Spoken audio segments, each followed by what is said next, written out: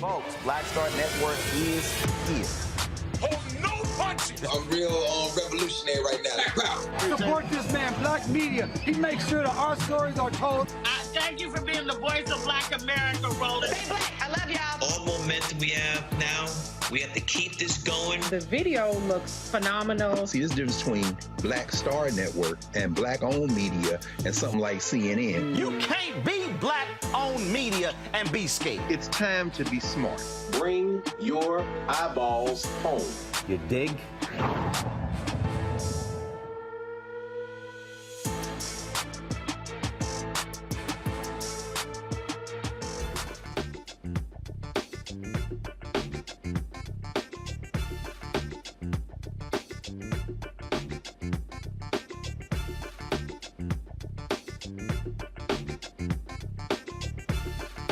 Today is Friday, September 30th, 2022. Coming up on Roland Martin Unfiltered, streaming live on the Black Star Network. The first Black woman to sit on the U.S. Supreme Court, Justice Ketanji Brown Jackson, had her investiture ceremony today, taking the Judicial Oath. The new Supreme Court term begins on Monday. Hurricane Ian is barreling through South Carolina. It is likely the largest natural disaster in Florida's history. Bethune-Cookman College has been devastated by the storms. We'll show you some of the photos that are being circulated on social media. We'll also talk to the Department of Homeland Security's Center for Faith-Based and Neighborhood Partnerships Director about what the government is doing to assist the millions affected by the storm. A black man walking dogs in a park is suing the U.S. Park Service for a wrongful arrest. In North Carolina, a sheriff resigns after audio of him describing black employees as bastards.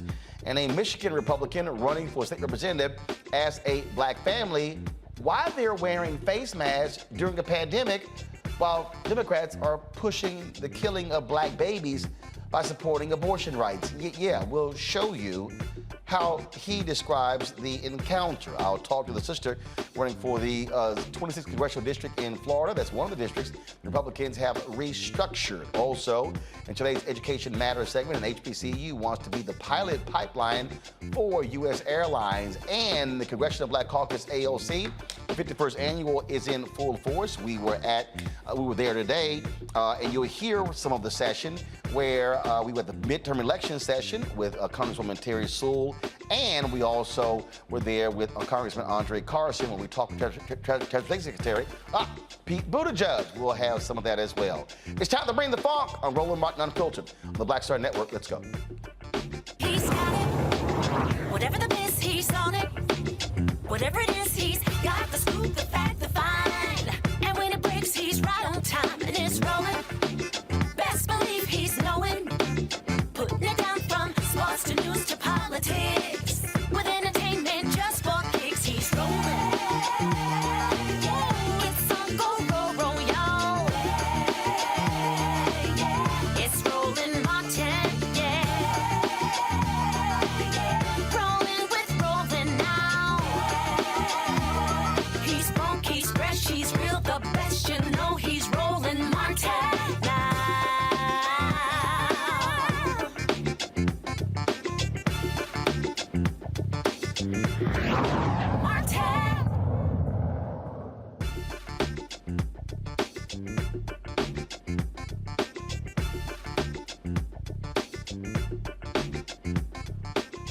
As South Carolina braces for Hurricane Ian, millions in Florida are picking up the pieces from the damage left in its path. Officials say Ian is likely the largest natural disaster in Florida history. President Joe Biden has already approved a major disaster declaration, allowing survivors in the hardest hit areas to apply for federal disaster assistance to help jumpstart their recovery. Folks, it is widespread damage. We've seen photos of yachts looking like toothpicks that have been emptied out of a bottle, damage all over the place. We also have seen through social media, and we'll show you in a second some of the damage were hard hit by HBCU Bethune-Cookman. Folks, again, significant damage as a result of this hurricane. Joining us now is Marcus Coleman, the director of the Department of Homeland Security's Center for Faith-Based and Neighborhood Partnerships. Marcus, glad to have you here.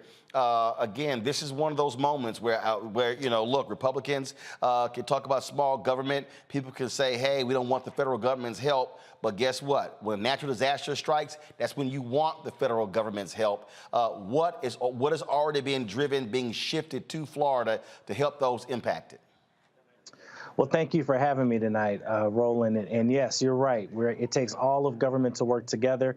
And FEMA has actually been in Florida pre-landfall. So we had staff and commodities pre-positioned. The president declared an emergency declaration long before the storm made landfall, and we have people on the ground today, including FEMA Administrator Deanne Criswell, who is assessing damage directly on the ground.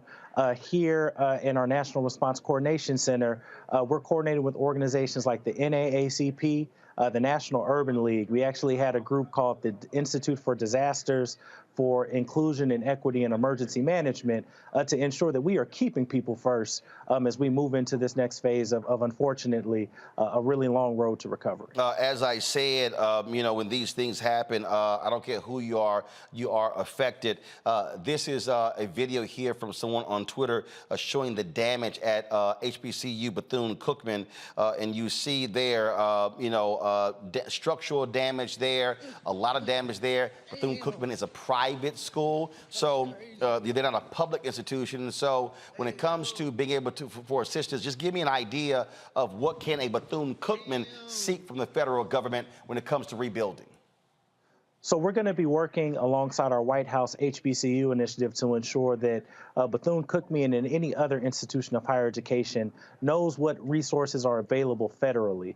We've done similar outreach for Jackson State University for the recent Jackson water crisis. Was in contact with a group called the HBCU Emergency Management Workforce Consortium, all focused on how we support the students, the faculty, and of course the facilities and that historic presence there. And so one of the efforts that we have at FEMA is to come alongside institutions like Bethune-Cookman and ensure, again, their students, those faculty, those staff, those people that keep the university running get the assistance they need, while we also work to make sure that we maintain those institutions moving forward through some of our government programs. Obviously, there are people who are displaced. We've seen videos of people swimming in their homes where they had several feet of water in their homes. And so when it comes to short-term living assistance, what options are there and what must folks be seeking out? So we know a number of folks are going to local shelters that are opened by the Red Cross. Also, we know many churches and faith-based organizations are also opening temporary shelters. People are moving to live with friends and family for a temporary time. There's three things that I want to encourage any survivor, any family member that knows someone that's impacted to do. The first, continue to stay connected to the local government officials and their guidance. The second, you can register for disaster assistance now. 1-800-621-3362 is the phone number to get you started on that process of your road to recovery. Look, we know we're going to be here for a long time.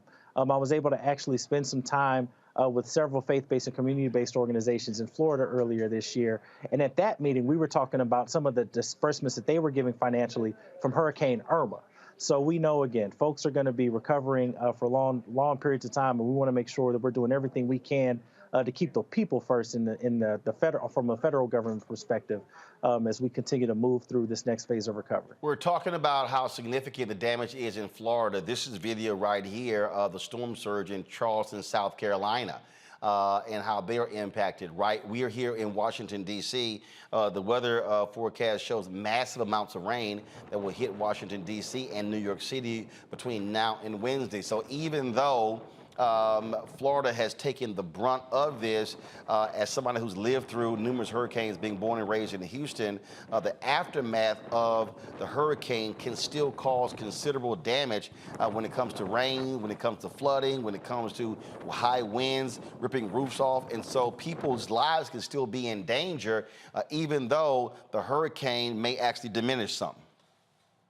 You're absolutely right. And it's one of the reasons why at FEMA we are trying to work through the broader coalition of partners that we have.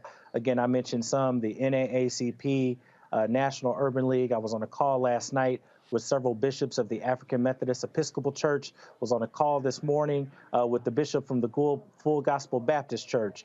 We recognize that across faith and community leaders in that coalition, we do need to make sure that people are prepared. To your point, right, we're coming up on the anniversary of Hurricane Sandy. And so it's one of the reasons why, in addition to making sure that we're focused on equity in response and recovery, we want to continue to be culturally competent in how we talk about preparedness as well for communities. And so we are providing that guidance. People can access that information on how to prepare at ready.gov. But again, if you have anybody that's on the line that's listening and can hear my voice, that's looking to get jump started on their road to recovery, 1-800-621-3362. That's the number to call to start the process to get some of the federal resources that you need for your household and your family. All right, Marcus Coleman with the Department of Homeland Security. We certainly appreciate it. Thanks a lot. Thank you very much, Roland. All right, folks. I'm going to go to a quick break. We come back. I'm going to bring in my panel. I'm going to talk about the politics of these natural disasters. Whole bunch of Republicans in Florida, like Ron DeSantis, voted against relief for Hurricane Sandy. More than welcoming that money coming to Florida. See how these things roll? Folks, we'll talk about that. Be sure to download the Black Star Network app, Apple phone, Android phone, Apple TV, Android TV, Roku, Amazon Fire TV, Xbox One, Samsung Smart TV. And, of course, you can please support us in what we do by joining our Bring the Funk fan club. Every dollar you give goes to support this show. P.O. Box 57196, Washington, D.C., 20037-0196. That's for your checks and money orders. Cash App is $RM Unfiltered. PayPal is R Martin Unfiltered. Venmo is RM Unfiltered. Zelle is Roland at RolandSMartin.com. Roland at RolandMartinUnfiltered.com. And don't forget to get your copy of my new book, White Fear, How the Browning of America is Making White Folks Lose Their Minds. It is one of the best sellers on Amazon. You can get the book from the publisher, Ben Bella Books, Amazon, Barnes & Noble, IndieBound, Bookshop, Chapters, Books A Million, Target. Also, you can order through your favorite black bookstore. And, of course, you can also download the Audible version of the book as well. I'll be right back.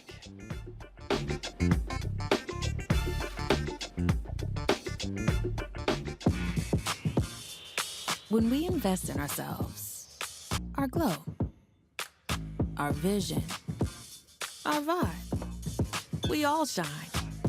Together, we are black beyond measure. Hatred on the streets, a horrific scene, a white nationalist rally that descended into deadly violence. Losing their damn minds. As an angry pro-Trump mob storms the U.S. Capitol, we're about to see the rise of what I call white minority resistance. We have seen white folks in this country who simply cannot tolerate black folks voting. I think what we're seeing is the inevitable result of violent denial. This is part of American history. Every time that people of color have made progress, whether real or symbolic, there has been what Carol Anderson at Emory University calls white rage as a backlash. This is the rise of the Proud Boys and the Boogaloo Boys. America, there's going to be more of this. Here's all the Proud Boys, guys. This country is getting increasingly racist in its behaviors and its attitudes because of the fear of white people. The fear that they're taking our jobs, they're taking our resources, they're taking our women. This is white fear.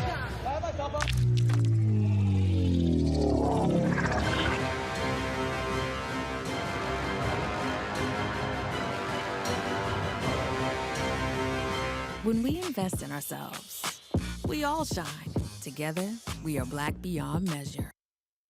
Hi, I'm Israel Houghton with Israel A New Breed. Hi, I'm Carl Payne. Hey, everybody, this is Sherry Shepherd. You're watching Roland Martin Unfiltered, and while he's doing Unfiltered, I'm practicing the wobble. Yes, I am. Because Roland Martin's the one, he will do it backwards, he will do it on the side. He messes everybody up when he gets into the wobble, because he doesn't know how to do it, so he does it backwards. And it just messes me up every single time. So I'm working on it. I got it. You got Roland Martin.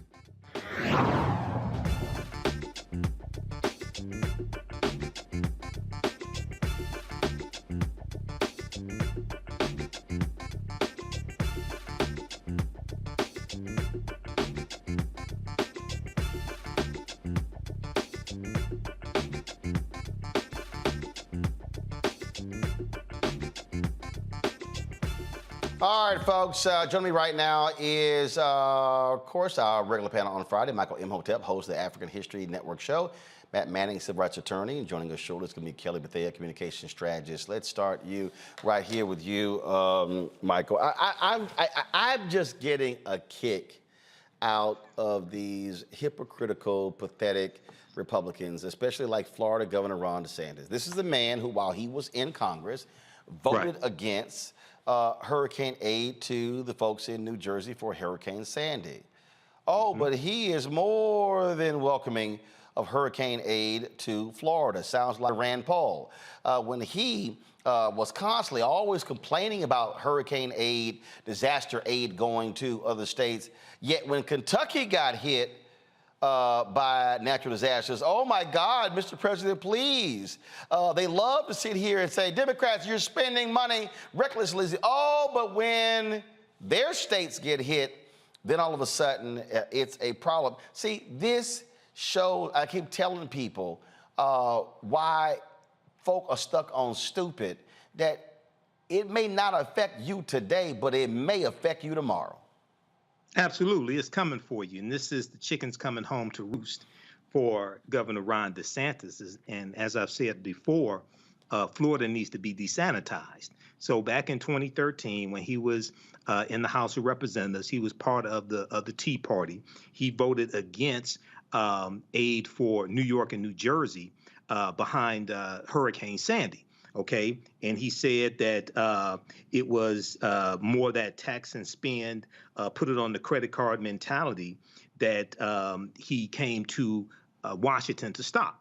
But also little Marco Rubio, in 2013 also, when little Marco Rubio was in the Senate in Florida, he voted against the aid for New York and New Jersey as well. Now, Ron DeSantis was on Tucker's show, Little Tucker's, Tucker Carlson on Fox News, and he said, when a disaster hits, it's time to put aside the politics and do what's right for the people. I'm paraphrasing. Okay, this is what he said. But that's not what he did in 2013. Okay, so what we're seeing now, this goes back to something that Governor Cuomo said before he was forced out of office during the coronavirus pandemic. And he talked about how the blue states, or the states that lean Democratic, they contribute more on average to the national pot through taxpayer dollars than the red states, than the Republican states. Because you remember Mitch McConnell was talking about the money going to the blue states and New York, things like this for coronavirus. And Cuomo said, wait a second, who's carrying who? The Democratic states contribute more than the Republican states. So, you know, once again, this is an example of how elections have consequences. Luckily, we have a president and administration that's not going to play favorites, okay, and help whoever needs aid. So, but Little Marco and Ron DeSantis need to be voted out of office in the 2022 midterm elections. And Matt, I just sit here and I just laugh at these fools. In fact, one of my followers just sent me this story here. Matt Gaetz, who really should be going to prison, the white R. Kelly, for his involvement with underage girls. Again, hypocrisy. Matt Gaetz, just days after Hurricane Ian ravaged his home state, this is a Newsweek article, Representative Matt Gaetz was one of the many Republicans to vote against a stopgap measure that will continue funding the government and provide billions of dollars in extra disaster assistance. It's like, where y'all think the money coming from? And they think, oh yeah, it makes me look like a big, burly, tough, fiscal conservative, but your constituents going are in desperate need of help, and the money ain't coming from Florida. It needs to come from the federal government. That's right, Roland. And you know, what they do every time is they sell it to Republicans like they're being fiscally conservative or responsible is the terminology they like to use.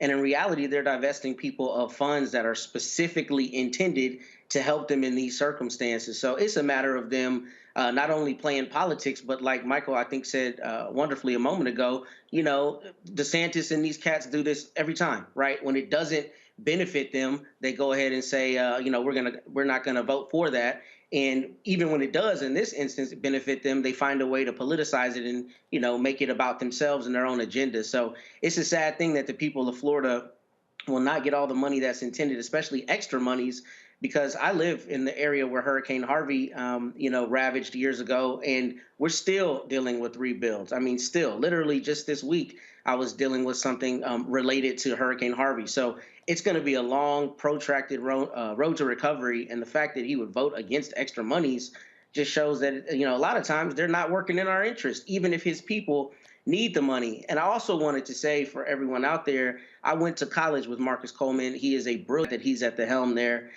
for that community partnership with FEMA. And I trust that, you know, they will do what it takes to make sure that people get the resources that they need, irrespective of people like Gaetz standing in the way for their own agenda.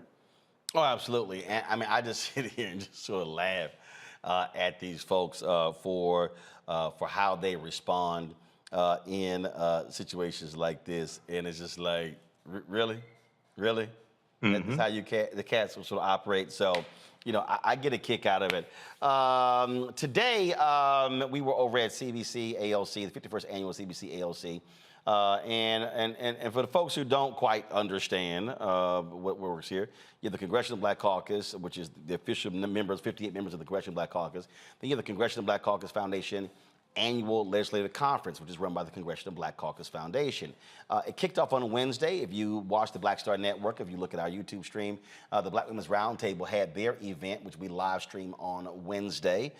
Yesterday, and they had different groups, so it's not just the CBC members. I mean, you've got every kind of group imaginable holding events, holding galas, luncheons, prayer breakfasts, you name it, these things are happening. This morning, I stopped by.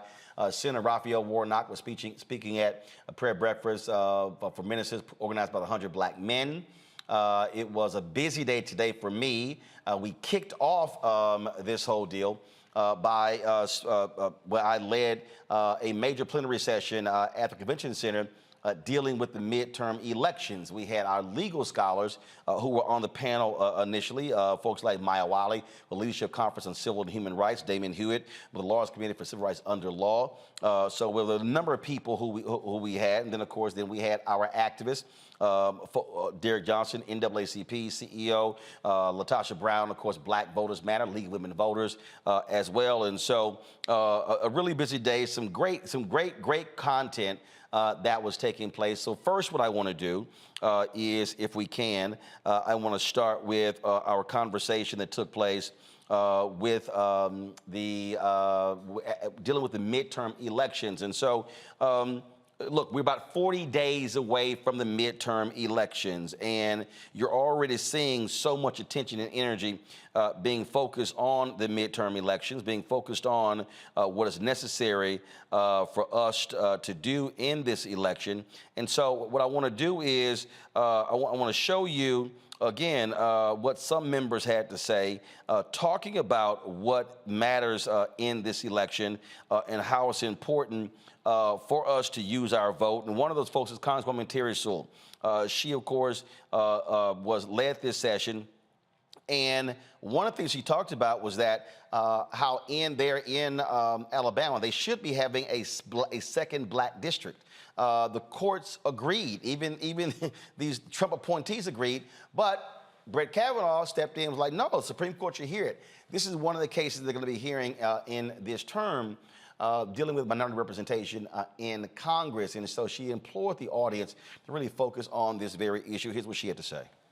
Also specifically, the sister who asked that question, how are you targeting younger voters who are in Alabama who want to make change? What is happening there? Well, first of all, you know, these organizations are our voices on the ground and help to organize us on the ground. And I think that until we can tell young folks, show young folks why the vote matters, why it matters, and the messenger matters who. And it needs to be their fellow, you know, Gen Z, or, you know, you really have to meet people where they are. And you got to be where they live and have a trusted messenger. Mm-hmm. And so change rarely comes to the halls of Congress. Rarely comes to the halls of Congress. And when change does, it doesn't permeate at the very top. It bubbles up from on the ground. So grassroots activism matters. And you don't have to necessarily be a part of an organization to actually organize. My mom, who passed away last year, used to always say, bloom where you're planted. You don't have to be a member of Congress to make a difference. You can bloom where you're planted and make a difference within the organizations and within the communities that you live and work. Okay? So we have got to know that your vote matters, representation matters. Oh, let me start there. Representation matters. It was only when you got more African Americans seat at the table, a decision-making table, that we started seeing actively money being targeted to our communities. Okay? It was only when you got 6 senators who were women did we actually have a hearing in the Senate Armed Services on sexual harassment in the military. It was only when you had one Black woman who sat on the on the Select Committee on Intelligence, that was me, that we actually got our national security folks, we held up the money until they addressed the diversity. I mean, the intelligence community and those committees, we have classified briefings. And, oh, by the way, classified budgets. Trillions of dollars of classified budgets. So I'm sitting at that table. I have before me, you know, all of the CIA, the DIA, and not one person looked like me. Not a woman and not someone of color. And so you don't want to necessarily be the only black one sitting there and ask the diversity question, but you better. Because the people who elected you need you to do that. And so, Mr. CIA, we're not going to give you some money until I start seeing some movement. And so that's important. So representation matters, but your voice matters. And in this great country that we have, our voices matter. And the best place to articulate your voice is at the polls. Let's go to the polls and let's go with a vengeance. Going to have final comments. Let's start with Heather. Now, I also moderated the Brain Trust session dealing with transportation, and who was there? Transportation Secretary Peter Buttigieg, and we talked about the money. More than $1.2 trillion was approved by Congress, and about half of that is going to be for infrastructure, folks. And I want to make sure that black people are getting our fair share. Denzel Washington played him in the movie. His name was Frank Lucas, and he said, "I'm going to get that money." So we're going to get right to the point of this, Secretary Buttigieg, and talk about the money. Federal government spends $560 billion a year on contracts. African Americans get 1.67% of that. One of the fundamental issues to build capacity, you got to be able to access the money. So billions have been passed. How are you making sure that African American businesses, contractors, engineering firms, architectural firms, PR firms, black-owned media are going to be participants in these billions of dollars that were passed by Congress, and it was the result of Congressional Black Caucus votes that actually made that possible? That's right. First of all, thank you. We start easy. Yeah, just jumping right in. I don't want to miss the chance, though, just to thank you for your voice and to thank Congressman Carson, who has been a leader in my native state of Indiana since before I was in elected office. Doesn't look old enough for it to be possible, but it is true, and it's so exciting to be here. So the question you're raising goes to the core of what it looks like for us to succeed with the president's bipartisan infrastructure law. $1.2 trillion is about to move through the U.S. economy, about half of that in transportation. And we have an affirmative obligation, a moral as well as economic obligation, to make sure that at the end of those 5 years, there are more black-owned businesses, more black millionaires, more black building and construction trades workers than there were 5 years sooner. We know, and Compto in particular has a lot of expertise in this, we know that transportation spending and investment, when it's done right, can help build up ladders to opportunity. We know that from historical examples, like Atlanta. One of the reasons why there is a famous black middle class in Atlanta that is so strong is that a generation earlier, when the airport was being built, Mayor Maynard Jackson made sure that there was access and opportunities to get in on the construction contracts that came with that. And actually, he said there will be tumbleweeds that will roll down these runways before I allow this to be rebuilt if black folks don't get it, because when he became mayor, African Americans were getting 0.0012% of all city contracts. And when we went to Atlanta, we met with family construction businesses who are now in their second generation that existed because of that leadership. So we understand the opportunity and the obligation. What does that actually look like? First of all, we've got to understand the barriers to black-owned business participation that have existed and that exist today. That's the whole idea of DBE programs. We also know that there are some barriers to entry, or let's say gaps in user friendliness in the program as we know it, which is why our team has been rewriting the rules around the DBE program, and that is actually out for comment right now. So business owners and leaders who are here in the audience, who are watching this online, if you have not already, should make your comments known right now before we finalize that rule. But we know right now what some of those barriers are. First of all, access to capital. It's why we're partnering with SBA on things like bonding that we know can be an issue. The personal net worth caps, which we're going to change, or we're proposing to change, I should say, in the rule. Because we've spoken to a lot of business owners who say, hey, I'm just about to get what everybody's telling me I'm supposed to have done. We're finally growing enough, and now we're too big to be small, and we're too small to be big. We can do something about that. Things like whether retirement counts against that personal net worth. Access to information.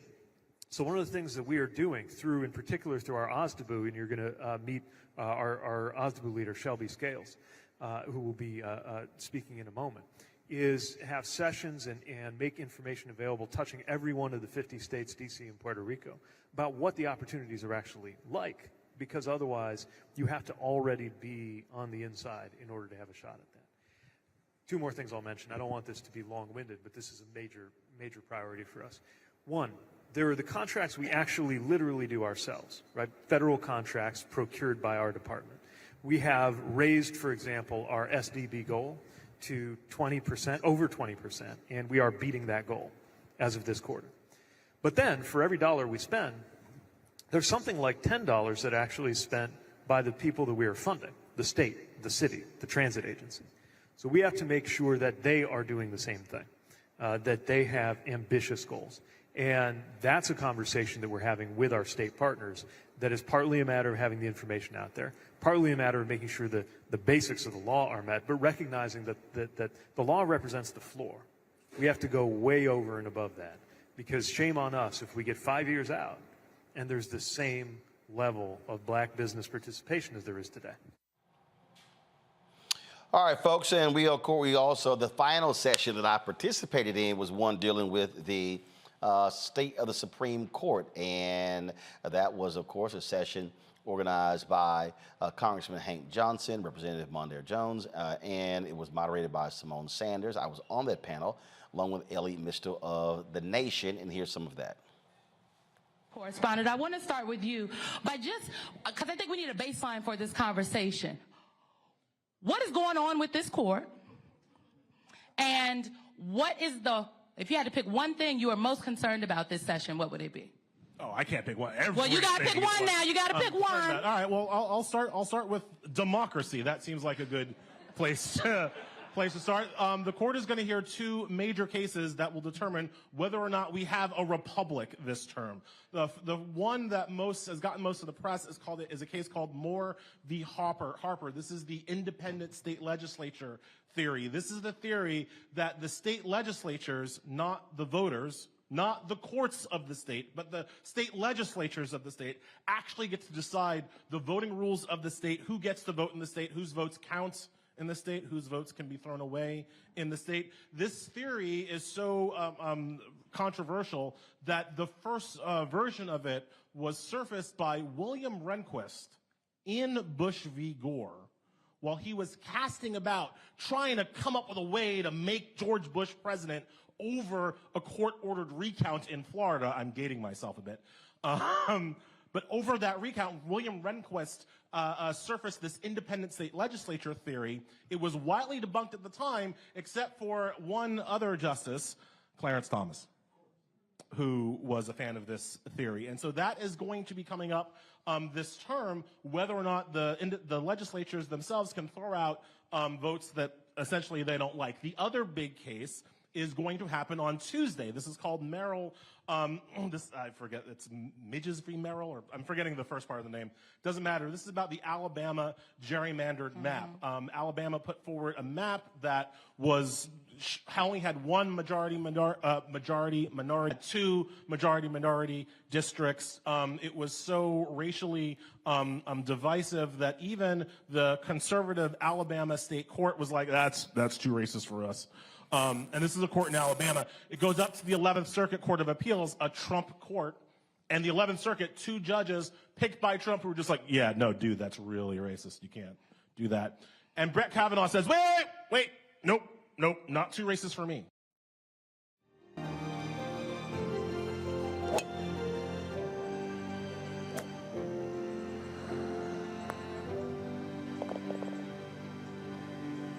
Not sure what happened there. Looks like Ellie got cut off. But let's go right to our conversation. We'll just cut that short. Folks, if you missed that session, first of all, you missed any of those three sessions, just simply go to our Black Star Network app. We live stream all three of those. You can see them there as well. Again, Michael Imhotep, Matt Manning, and joining me in the studio is Kelly Bethea.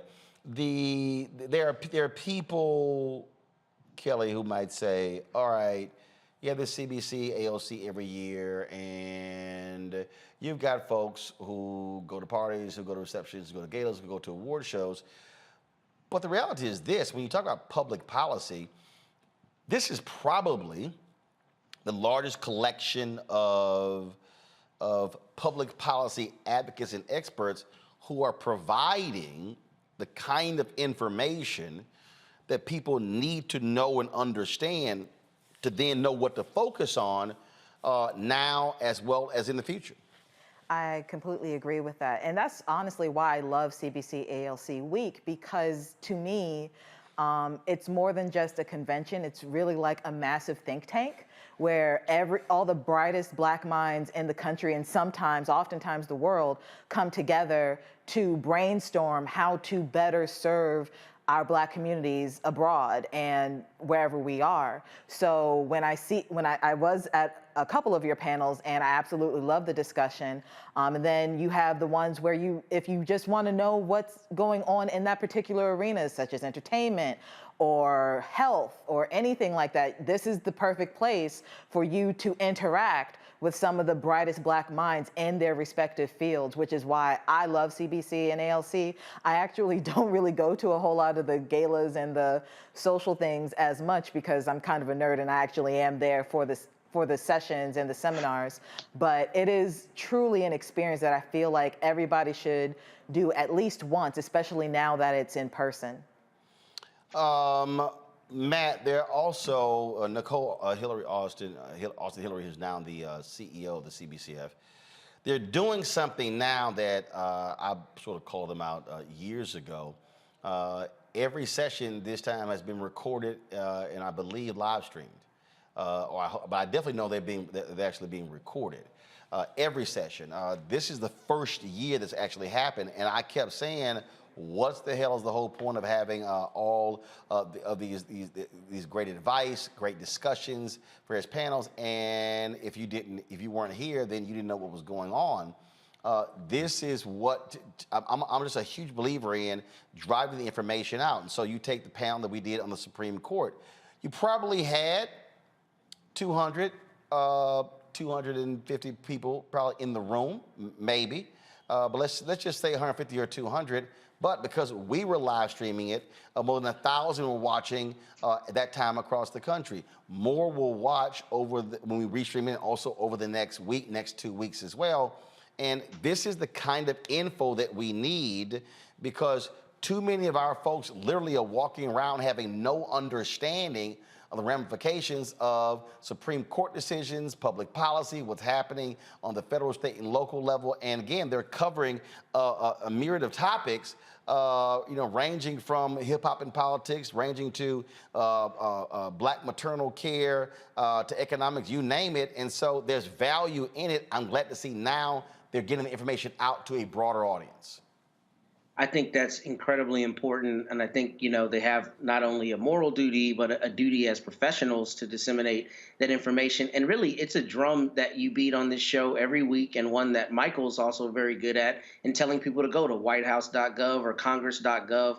A lot of times people feel like, they don't know where to find the information, and then finding information that breaks it down in a way that they understand can be difficult. And I'm glad that you played those 3 clips, because I think in each one of the speakers spoke pretty directly and pretty clearly about what the intended issue was, or the intended, curative approach to it. So that's important for our people to have information. There are a lot of people who I think are intimidated by some of the processes, especially in government. Congress has a million rules. It's hard to always know those rules, right? So it's important that the CBC record this information so that people can see it and hearken back to it, especially when we discuss issues on the show and when they hear them otherwise, so they can see, well, this is what they were discussing at that panel. This is how the law is being broken down, for instance, as it relates to that independent state legislature theory. I mean, that's really insidious stuff, right? So to have somebody like Ellie Mistel breaking it down for you to understand what it is at its core is important. And I commend them for recording it so that it's there for posterity for people to review. Information is power. That is a phrase coined by Kathy Hughes at Radio 1, and it is one, Michael, I agree with. You know, it sort of trips me out when I hear a lot of people, man, the CBC ain't this, they ain't that. Anytime I hear somebody say that, it's a good bet. They literally have no damn clue what the hell the CBC does. Well, yeah, they don't read. That's part of the problem. I mean, if they just if they go to thegrio.com and read some of the fantastic articles by April Ryan, they'll get more information and see the policies that the CBC is pushing and have gotten passed. If they watch Roland Martin Unfiltered, they can see you interview members of the Congressional Black Caucus. So when they say that, you know, there is a, how should I put this politely? There is a black echo chamber of, for lack of a better word, stupidity. And that, I'm not talking about people who don't know. I'm talking about people who prey on people who don't know. You have to understand the difference. See, there's this whole disinformation campaign targeting African Americans, and they use social media. And you have social media black pimps who put out misinformation to prey on people who mean well but don't know. If they knew better, they would do better. So we have to understand the difference. This is why the Black Star Media Network is so important. This is why the African History Network is so important. I've been to the Congressional Black Caucus meeting, Congressional Black Caucus Legislative Weekend. I attended some of the, back in about, I think it was 2016, Roland, because I met you there in person. I attended some of the panel discussions that you moderated as well. One of my teachers, Dr. Leonard Jeffries, was there because every year when they have the Congressional Black Caucus Legislative Weekend, there's a panel discussion on reparations. So Dr. Leonard Jeffries was there, Dr. Wade Nobles was there, other people like Joanne Watson from here in Detroit. So this is extremely important. I got to meet so many people. I did some interviews while I was there. I got to meet so many people. That is the place to really be. And it's good that they're documenting it, recording it and documenting it to preserve it, but also to rebroadcast it so people who could not attend could get this information. Because as I said before, and I'll wrap up with this, this is the most critical, most important midterm election probably over the last 100 years, because this is the first midterm election after an insurrection has taken place since the 1866 midterm election, the year after the Civil War ended. So we have to be armed with knowledge, and we have to understand how policies directly impact our conditions, because Republicans understand this. Okay, we have largely been kept in the dark on this. So the Congressional Black Caucus Legislative Weekend is a very powerful, important event to attend and to be part of and to learn from as well. Indeed. And again, folks, there's lots of information taking place and that people need to know. And there was something that happened during the, I sort of made this point during our Supreme Court session that I want to talk about here. And I get it. I get how the public responds to celebrity. And every year, Congressman Andre Carson sponsors the Hip Hop and Politics session. I know it well. I've moderated that session probably 5 or 6 times. But what gets me is when I see how folk react. When I look at, even at CBCF, the entertainment-driven panels, and I'll see these massive crowds. Right. And I'll go, okay, I get that, no problem. But if you don't think these other issues have a even more profound and mistaken, it's just like when I talk about on social media, when I'm talking about how do we access the billions of dollars that are being spent in various industries, and I see folk rarely want to comment on that, but Lord, don't put something up about Nick Cannon having babies. And it is amazing to me how many people, Kelly, will be so locked and loaded on stuff that ain't got nothing to do with them. I mean, nothing to do.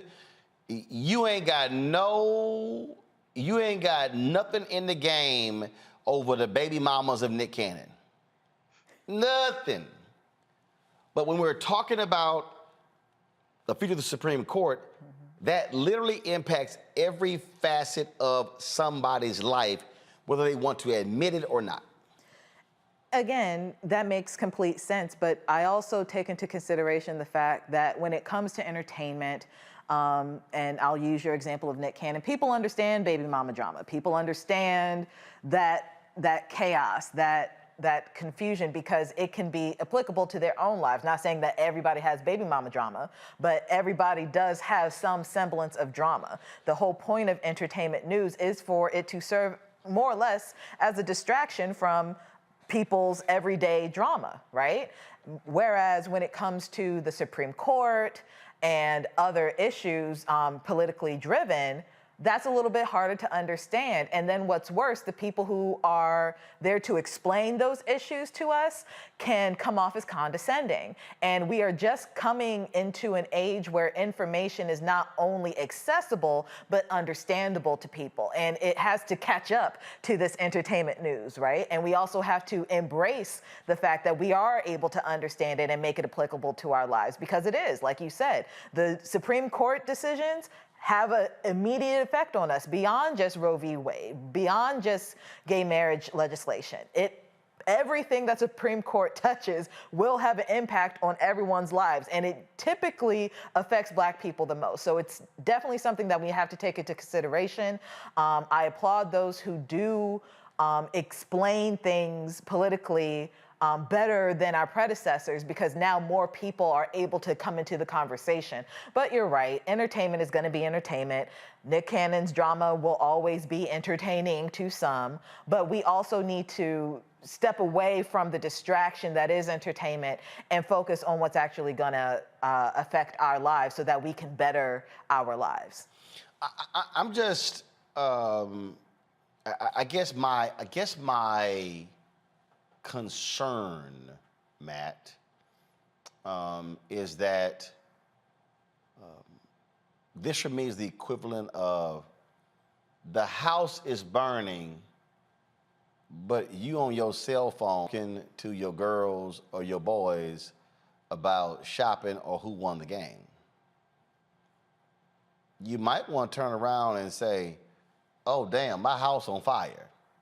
Yeah. And I am concerned because I don't think a lot of people understand the depths at which conservatives are going to go in order to lock in them having control for the next 100 years.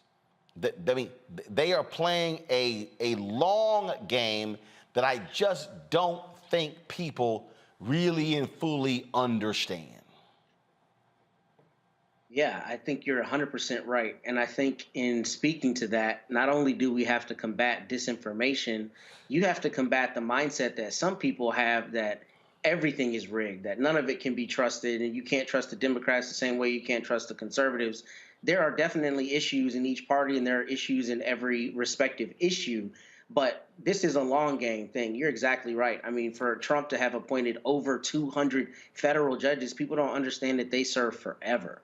So that's really a long game thing. And a lot of the issues that we're discussing, including things like letting state legislatures decide what votes count and don't count, are things that will have generational effects, not just immediate effects. So to use your metaphor, you know, not only are we on the phone and not paying attention to the house, but we're not considering all the other houses that are going to burn down the street and how long that fire is going to continue raging if we don't take the time to really look at it now. But with that, kind of to Kelly's point, I think it's incumbent on the firefighters, if you will, the people who have the information to put out the fire, to explain to people not only how hot that fire is raging, but what we need to do to make sure that that fire is suppressed as quickly as possible. And some of it is disseminating the information, but also some of it is like, yo, I know you don't trust any part of the government, but like this affects your life. This affects your taxes. This affects your kids' education. This affects your health outcomes. It's holistic, and it affects you irrespective of whether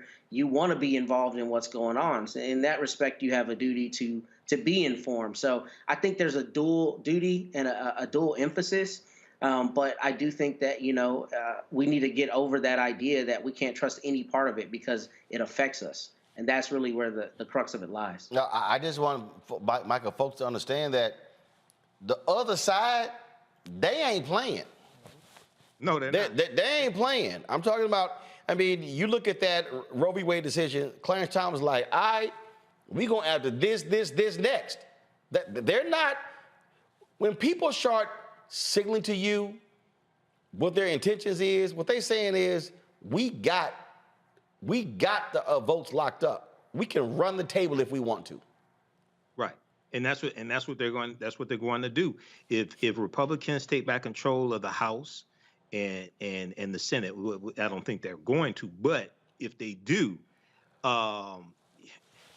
this is, we have no idea what's in store. If Donald Trump wins in 2024, which I don't think he will, but if he does, you go read the stories by Axios by Jonathan Swan about a second Trump term and how they're going to remove a lot of they're going to reclassify employees. They're going to reclassify a lot of them and fire a lot of them and replace them with Trump loyalists. It sounds like something from Adolf Hitler. It sounds like something from Mussolini. It sounds like fascism. Okay, so one of the reasons, going back a few minutes ago, you said that Republicans want to control the courts and things like this for the next 100 years, and people don't understand that. The reason why many people don't understand that, especially African Americans, because they don't understand the history of the last 100 years, especially the last 154 years, going back to the end of slavery and Civil War Reconstruction, but then the Jim Crow era, where they rewrite the state constitutions to do the same thing that Republicans are trying to do in state legislatures across the country. Suppress the African-American vote. They impose poll taxes, literacy tests, things like this. They rewrote the state constitutions because in South Carolina, for instance, the majority of the state legislature in South Carolina were made up of African-American men. They saw the changes that were taking place in this country because African-Americans were voting, and they made a concerted effort to stop that. So most of us don't understand this history. So when we see it come around again, we don't understand how to stop it. This is why I was warning people in 2015 and 2016 about Donald Trump, because he ran on the platform of law and order.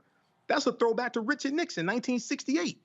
Richard Nixon was a backlash to the civil rights movement, the Black Power movement, the rebellions taking place all across the country, like in Detroit, 1967, affirmative action, things like this. And Donald Trump was a combination of Richard Nixon and George Wallace, governor of Alabama.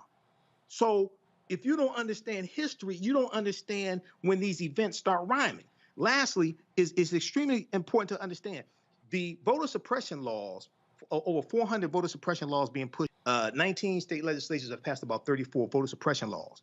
That is heavily being financed, and those laws are heavily being written by American Heritage Action, Action, I think it is, the sister company to the Heritage Foundation, sister organization to the Heritage Foundation. Mm-hmm. They are making these boilerplate policies that are being pushed, and they're financing this, and they're being pushed by Republican state legislatures. It's all orchestrated, okay? It's not by accident. So we have to understand this and take action to fight against this and vote these people out of office. Yep. All right, folks, hold tight 1 second. I got to go to break. We come back more on Roland Martin Unfiltered, folks. Don't forget, download the app, the Black Star Network app, available on all platforms: Apple phone, Android phone, Apple TV, Android TV, Roku, Amazon Fire TV, Xbox One, Samsung Smart TV, and of course, you can also join our Bring the Funk fan club. Your dollars make it possible for us to do what we do. So send your check and money orders to P.O. Box 57196, Washington, D.C. 20037-0196. Cash App, $RM Unfiltered. PayPal's R Martin Unfiltered. Venmo is RM Unfiltered. Zelle, Roland at RolandSMartin.com. Roland at RolandMartinUnfiltered.com. And don't forget to get your copy of the book, White Fear, How the Browning of America is Making White Folks Lose Their Minds Down. You can download it on Audible. You can also get a hard copy. Folks, Ben Bella Books, the publisher, Amazon, Barnes & Noble, IndieBound, Bookshop, Chapters, Books A Million, Target, or you can order it through your favorite black bookstore. We'll be right back.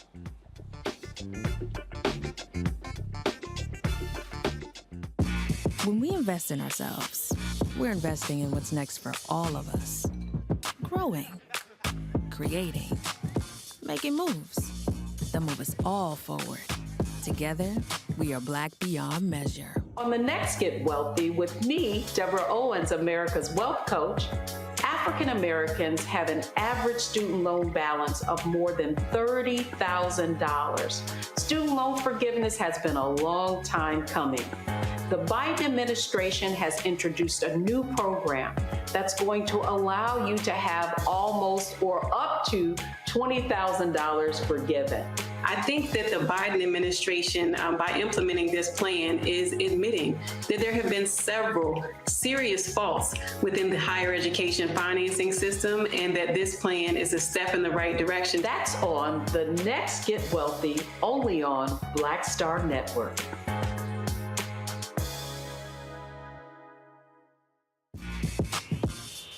When we invest in ourselves, our glow, our vision, our vibe, we all shine. Together, we are Black beyond measure. When you talk about blackness and what happens in Black culture, we're about covering these things that matter to us, speaking to our issues and concerns. This is a genuine people-powered movement. There's a lot of stuff that we're not getting. You get it, and you spread the word. We wish to plead our own cause. Too long have others spoken for us. We cannot tell our own story if we can't pay for it. This is about covering us. Invest in Black-owned media. Your dollars matter. We don't have to keep asking them to cover our stuff. So please support us in what we do, folks. We want to hit 2,000 people, $50 this month, raise $100,000. We're behind $100,000, so we want to hit that. Y'all money makes this possible. Checks and money orders go to P.O. Box 57196, Washington, D.C. 20037-0196. The Cash App is $RM Unfiltered. PayPal is R Martin Unfiltered. Venmo is RM Unfiltered. Zelle is Roland at RolandSMartin.com. I've always said this: rather than to continue to fight for a fair piece of the pie and the equal slice of the pie, I want my hand on the knife that cuts the pie. And to that extent, who bakes the pie and who puts it in? And that's one of the things that got me involved in going into politics in the first instance. I'm tired of people making decisions for me. Right. And mine. I want to be a part of that decision-making process. And luckily, it has paid off in terms of seeing the progress that many people in America have made, particularly the people of color. One thing bothers me now that we seem to be losing that. Right. By saying that we've got to be more concerned with other people than those people who were here. We built America.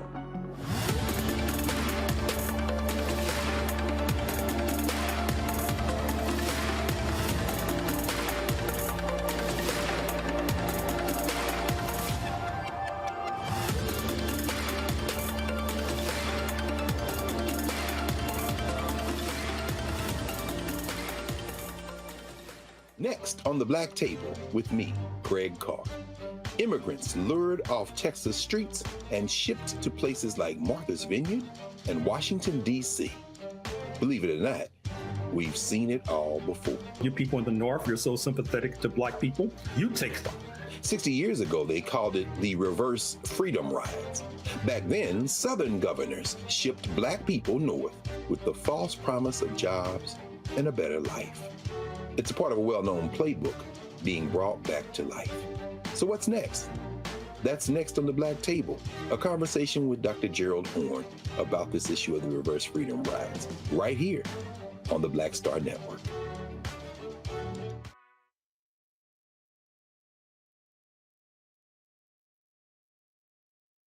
Hi, everybody. This is Jonathan Nelson. Hi, this is Roland Martin, Unfiltered.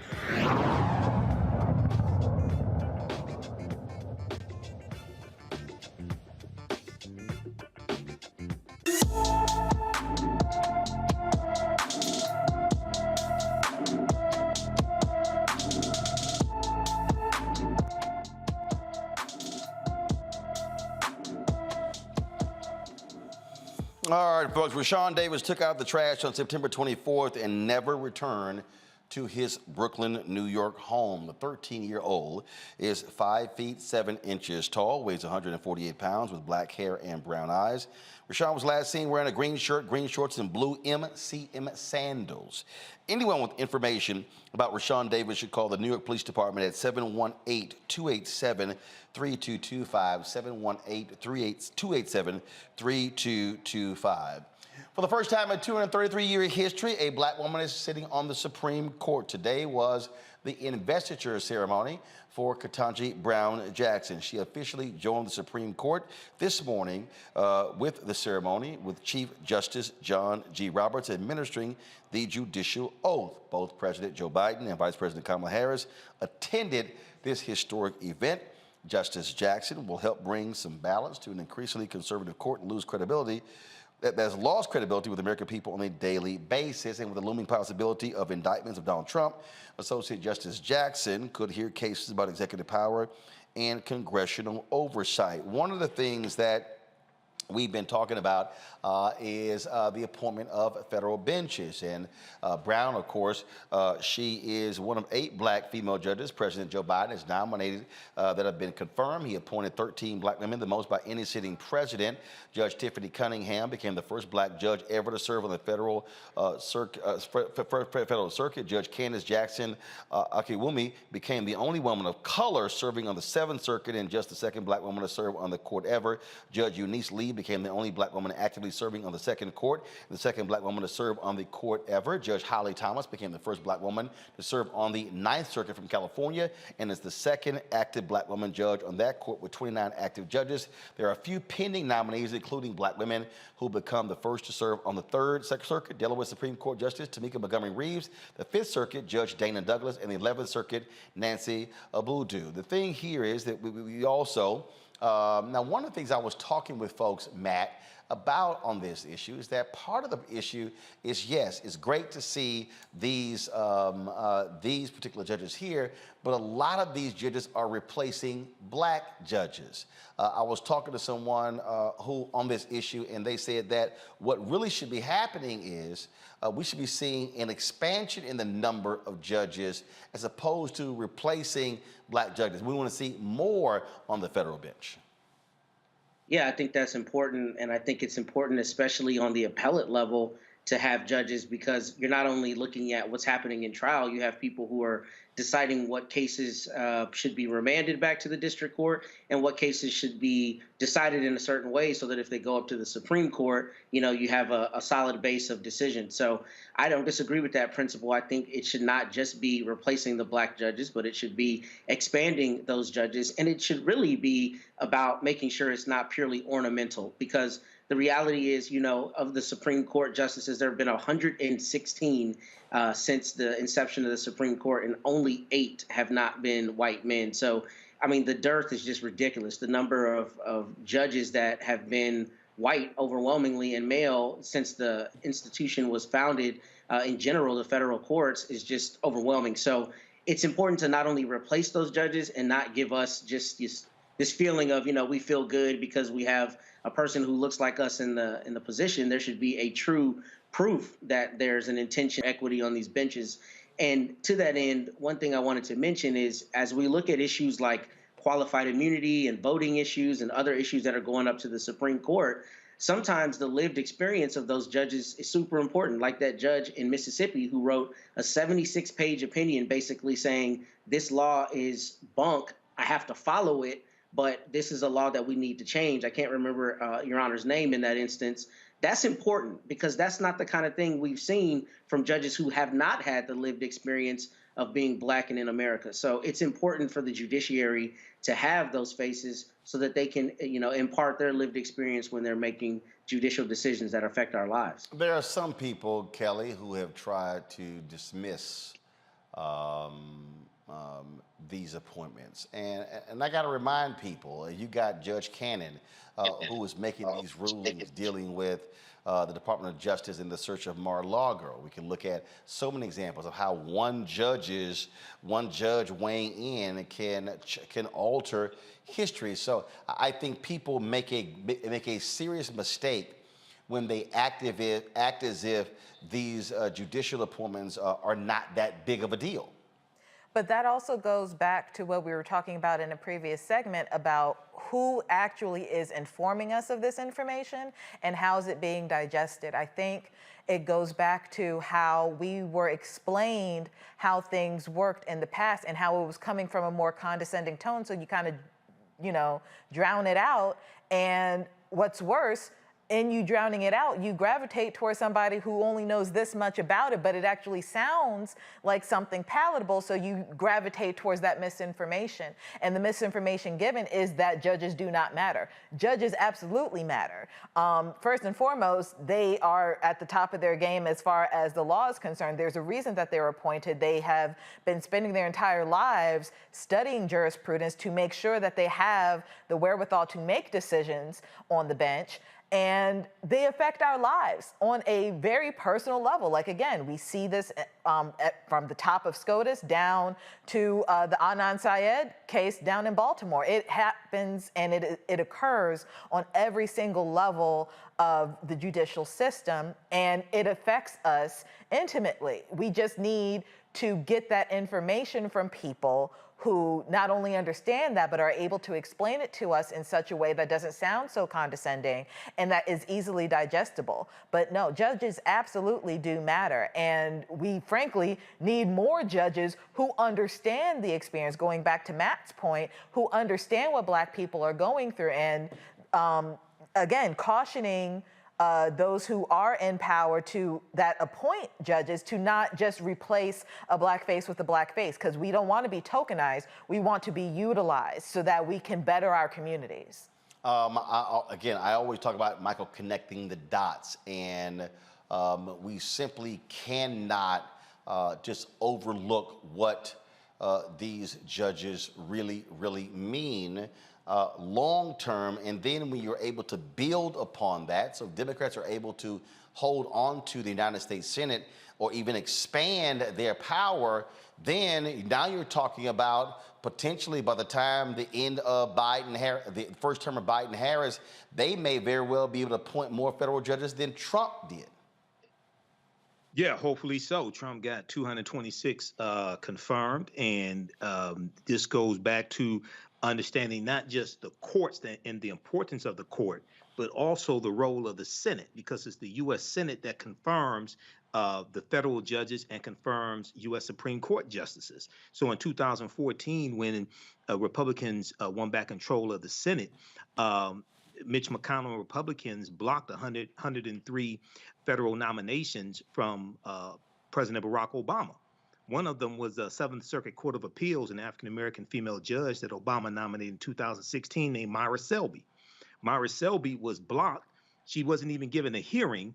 When Trump becomes president, because many people don't understand how the Electoral College works, which once again deals with law, then they filled her seat with Amy Coney Barrett. When Ruth Bader Ginsburg died, they rushed Amy Coney Barrett through in about 9 days before the election, and now she's on the Supreme Court ruling on the Dobbs case, which basically repeals Roe versus Wade. Okay, so we have to connect the dots and understand the courts interpret law. The laws coming from the legislative branch of government, the courts can determine whether it's constitutional and the law remains or strike down the law. It's going to be the courts that determine whether or not the African-American farmers and Latino farmers, et cetera, will be able to get the $4 billion in debt forgiveness that's in the $1.9 trillion American Rescue Plan. That's dealing with the courts. So we haven't really been explained how politics and laws impact every aspect of our lives and the role of the courts. Republicans understand that much better than Democrats and African Americans, but we're starting to learn that more.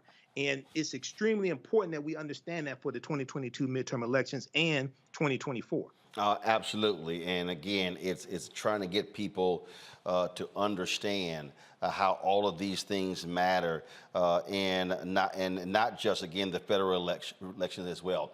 All right, let's talk about North Carolina, where North Carolina sheriff has resigned after audio of him calling Black people black bastards gets released. Columbus County Sheriff Captain Jason Souls recorded Sheriff Jody Green during a phone call, a racist rant about Black employees at the county sheriff's office. Yeah, this white sheriff showed his true white supremacist colors. Check this out. The first place I see, I've got the office numbers too. I mean, the first extension that Melvin Campbell or Lewis Harris called, they're gone. First one I found. Period.com. I'm sick of it now. Sick of these black bastards. Well, they clean the house and be done with it, period, and we'll start from there. What are they trying to say? It's just shit all the time. But from 2 weeks ago, when I got this from Melvin Lee up till now, when I see Melvin Campbell has called anybody, or anybody's called him, there it goes. Same with Lewis Hatcher. It's just Sabrina, whoever. They're gone. And I'm telling you, this is fair as I can be. Just giving you heads up, that's coming. When me and Boyd and Nancy go through it tomorrow, the first numbers we see, they ain't gonna make it, brother. I'm telling you. They might as well come somewhere else to go. If you ain't with me, I ain't referring to you, but if they're not with me, they're against me. And they're gone. Talked about his black political rival, a sergeant in his department and a black detention officer. The audio was reported to county commissioners, but only one responded to the complaint. North Carolina State Bureau of Investigation is looking into allegations of obstruction of justice by the now former Columbus County Sheriff and deputies under his command. See, y'all, this is the stuff I'm just trying to explain to y'all that keep going on, that we kind of act like when these folk get in power, they show their true colors. And speaking of this fool here, he wants to be in power. This dude in Michigan. So a Republican Michigan State Representative candidate named Jason Wolford recently appeared on a podcast called The Gray Area and recounted a story about him seeing a black family at a Cracker Barrel restaurant wearing masks. Now, they minding their own business. They wearing masks. So this asshole, he decides, instead of minding his own business, he wants to roll up on them and ask them why they thought it necessary to wear masks in the midst of a pandemic, but then somehow he wants to bring abortion into this. Watch this fool. I just want to say this, and I want people to listen very, very carefully here, so this is not taken the wrong way. But we were in Cracker Barrel, and let me preface the story to this. My wife is Mexican, okay? So she's got some fire in her. She's got some fire in her, right? She's a fuego, muy fuego, yeah. So my point is, and then my youngest daughter is married, and she has her husband's half black. So my point is this: the people that are listening right now, remember that story when what I'm about to say. So we're in Cracker Barrel, and I see this family walk in, and for the sake of description, I'll say black, African American, whatever, as we'd say in the Marine Corps, dark green. Okay, and they all have masks on. This is just a couple weeks ago, and then they sit down and they have mask on, and they lift the mask off to eat, then they put it back on. And when I saw this, I went over to them and I said, "Excuse me," I said, "I want to tell you a story real quick." And I said, "You see my family over there?" I said, "My wife's Mexican, my granddaughter's 25% black." I said, "I just want you to know where I'm coming from when I say what I'm going to say." I said, "I want to remind you that first, anybody at this table, you're not black and I'm not white. You're dark brown and I'm piggy pink, okay?" It's having fun, because I don't like that narrative of the black and the white. It's very divisive, and people have bought into it. And the Marine Corps were smart in that for dark green, light green, whatever. But my point is, I told them, I said, "Listen, do you find it ironic that the very people that are telling you to wear this mask are the same people who go into your inner cities and slaughter the babies of black and Hispanics? Those are the same people telling you they care about you and to wear that mask." And so I don't mean to be political, but at the same time, right is right and wrong is wrong. And you said earlier, you sniffed things out, and it looked like this thing we were going through had more holes than Swiss cheese, right? And so I just want those that are listening brown, piggy pink, whatever they want to say color-wise, across social races, financial, means. We need to pay attention to our freedoms and what's being taken from us, what we're allowing to be taken, and then also the agenda that's being pushed on us, because it's just so many times not the fact.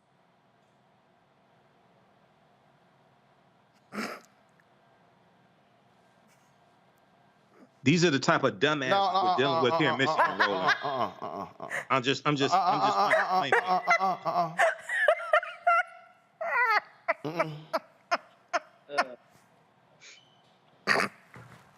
I've lived in Michigan 51 years.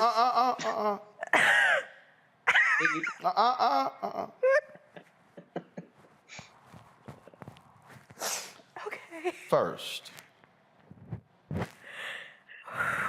these black people came to Cracker Barrel to eat. Did nobody come to Cracker Barrel to see his punk ass roll up on them, asking about, first of all, somebody posted a tweet. It's one of the best tweets I've seen about masks.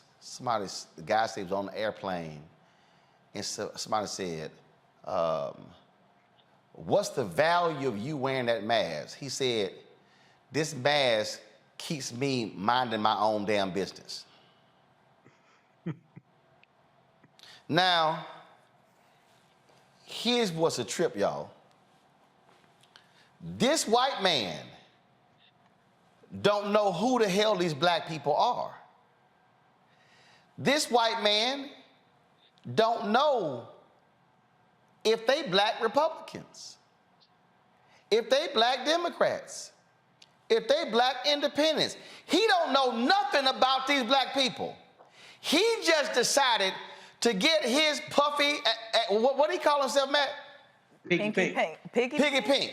He decided to get his piggy pink ass up, roll up on this black couple, interrupt their damn breakfast, and then he goes, the folk telling you wear the mask are the ones slaughtering black babies. Okay, what's Piggy Pink's name? Piggy Pink. Jason Wolford. Jason Wolford. Okay. Wolford. Yeah. I wish I knew the black family. And I wish they would have said, let's just say Jason brought his piggy pink ass in front of me. And I would have said, first of all, why you bringing your ass over here? And then when he finished talking, I would have said, hey, Jason, you got anything to say about black folks who've been slaughtered by cops? Then I would have said, hey, Jason, since you care so much about black people, what you got to say about your party being the one defending Confederate statues and memorials? Hey, Jason, since your ass got so much to say, what do you have to say about your own party overturning the will of the people when it comes to the commission to redraw districts? Since your ass got so much to say, Piggy Pink, where do you stand on civil rights? See, these asinine, piggy pink white conservatives really get on my nerves when they want to roll up on black people and talk about, oh, the black babies being slaughtered in communities, as if white folks ain't out here having abortions. Y'all, math is math. If y'all telling me that black people, and I've seen them throw, let's say if there are 500,000 black abortions a year, we represent 13% of the population. Do you know how many white folks are having abortions every single year? But y'all notice how they don't roll up on white folks like that. Because, see, this is the game that they try to play. See, so, Michael, this ain't limited to Michigan. This is Michigan, Ohio, Iowa, Illinois, Georgia, Tennessee, Mississippi, Alabama, Arkansas, Texas, Arizona. We could go on and on and on. And they love to play black people as if we somehow don't know what their game. No, game recognized game. And so I really wish that black couple would come forward to just light this fool up, Piggy Pink, for his bid. And then, now, y'all, before we even get started, my wife, Hispanic. Say, dog, that don't mean a damn thing. Lou Dobbs' punk-ass wife, Latino, and hell, he was always ranting and raving and supporting Trump. Greg Abbott, too. And then I love this one. Now, hold up. Now, my wife, Latino, and then talk about racist and stereotypical. Oh, my goodness, that means your wife was a hot tamale. That means she's fire. Oh, my goodness. She's a bottle of Tabasco sauce. He's fuego. Yeah. That's essentially what they said about the man's wife. And he's like, oh, my God, you're right. I'm like, his wife should make you slap your dumb ass. Right. But then he goes, oh, and hold up, by the way, my daughter, she has a black husband. I really hope her black husband said, what the hell is your dumb ass telling that story? He said half black. And then he quantified it at 25% for somebody. He basically called his granddaughter a quadroon. Well, you know, they're black and African American or whatever. I don't really see, because in the what do you say? In the military, we call them green. Oh, so now we Martians? Seriously, these people. This is why I had a woman came up to me today, Kelly, at the Convention Center, and she's like, Roland, I've been supporting you for the longest. It was the oldest. I said, you know, but she said, but you cuss too much. See, this story right here, this story right here. Sister told me she gave money. Her son watched it. She said, I can't watch you as much, Roland. I said, first of all, we don't cuss every day. But this story right here is precisely why we got to cuss people out on this show, Kelly. Right here.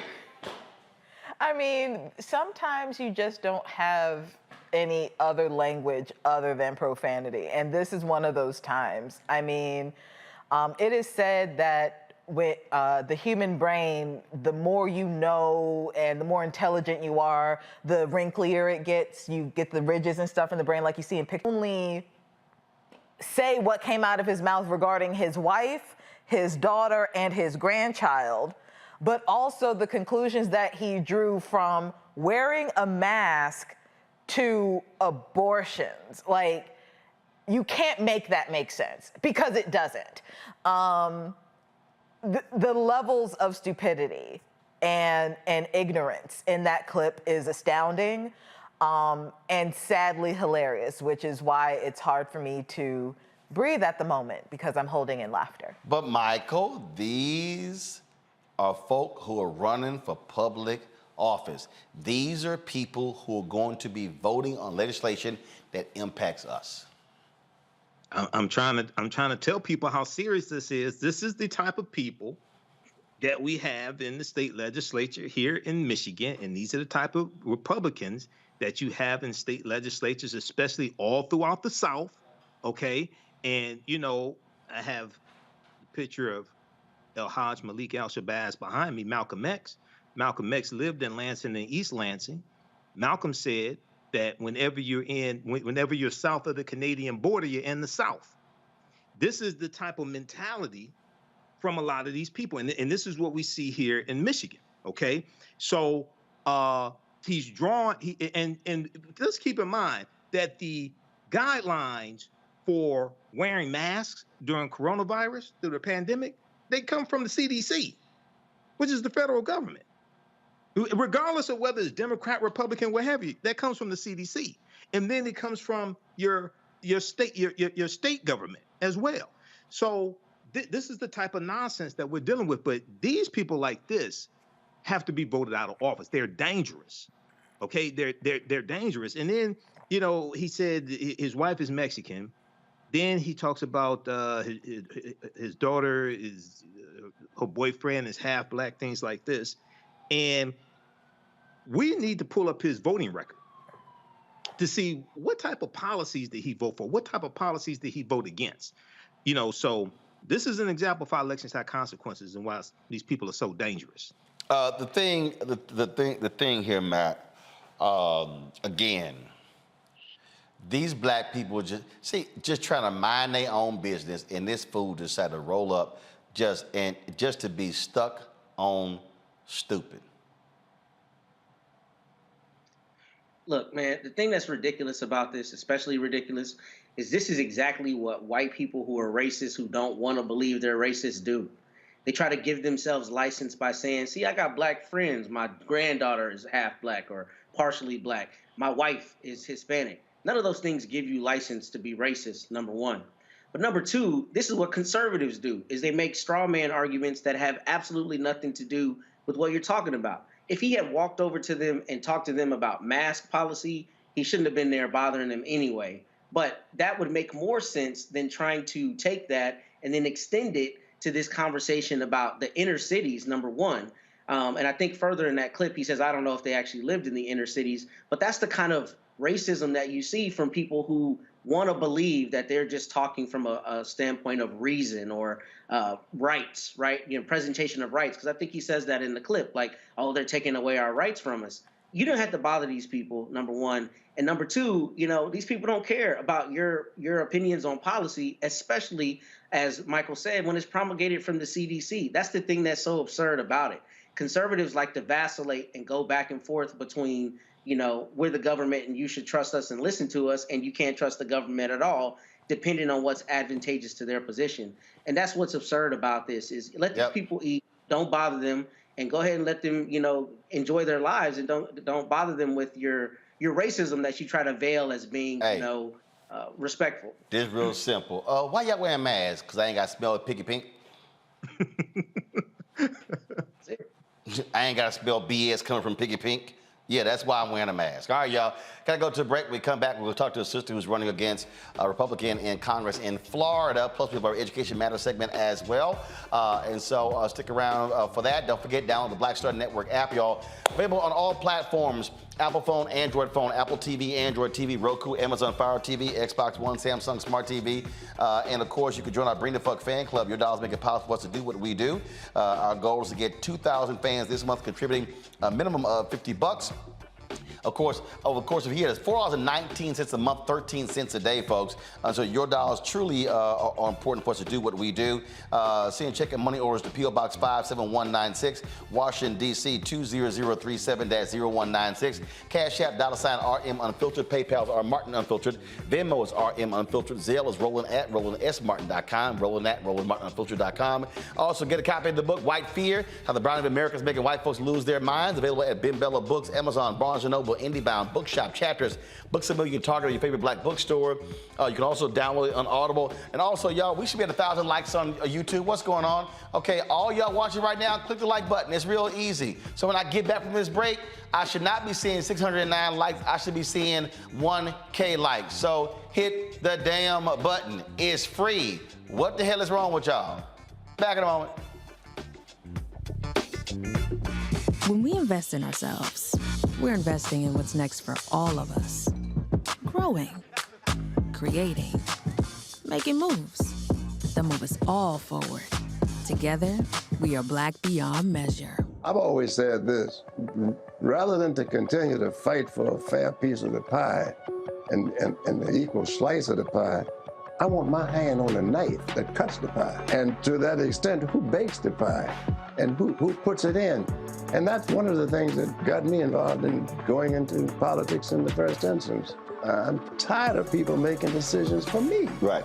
And mine. I want to be a part of that decision-making process. And luckily, it has paid off in terms of seeing the progress that many people in America have made, particularly the people of color. One thing bothers me now that we seem to be losing that. Right. That's saying that we've got to be more concerned with other people. than those people who were here. We built America.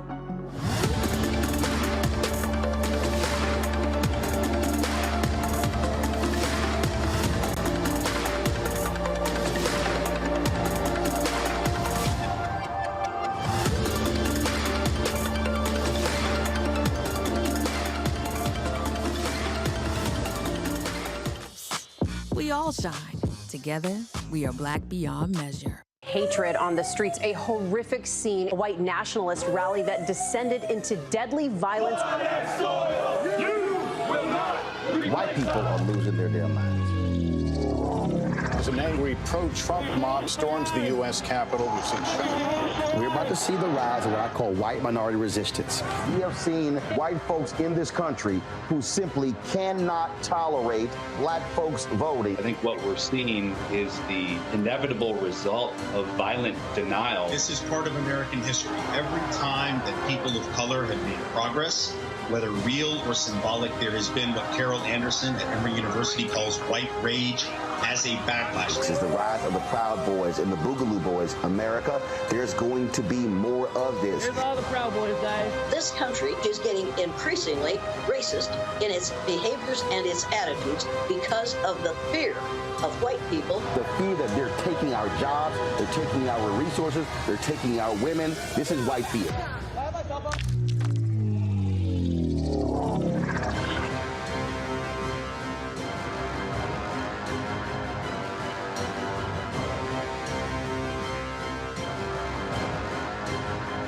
Pull up a chair, take your seat at the Black Table with me, Dr. Greg Carr, here on the Black Star Network.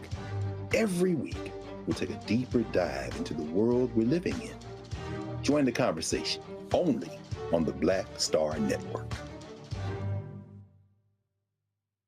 Hi, I'm Gavin Houston. Hi, I'm Carl Payne. Hey, what's up, y'all? It's your boy Jacob Lattimore, and you're now watching Roland Martin right now.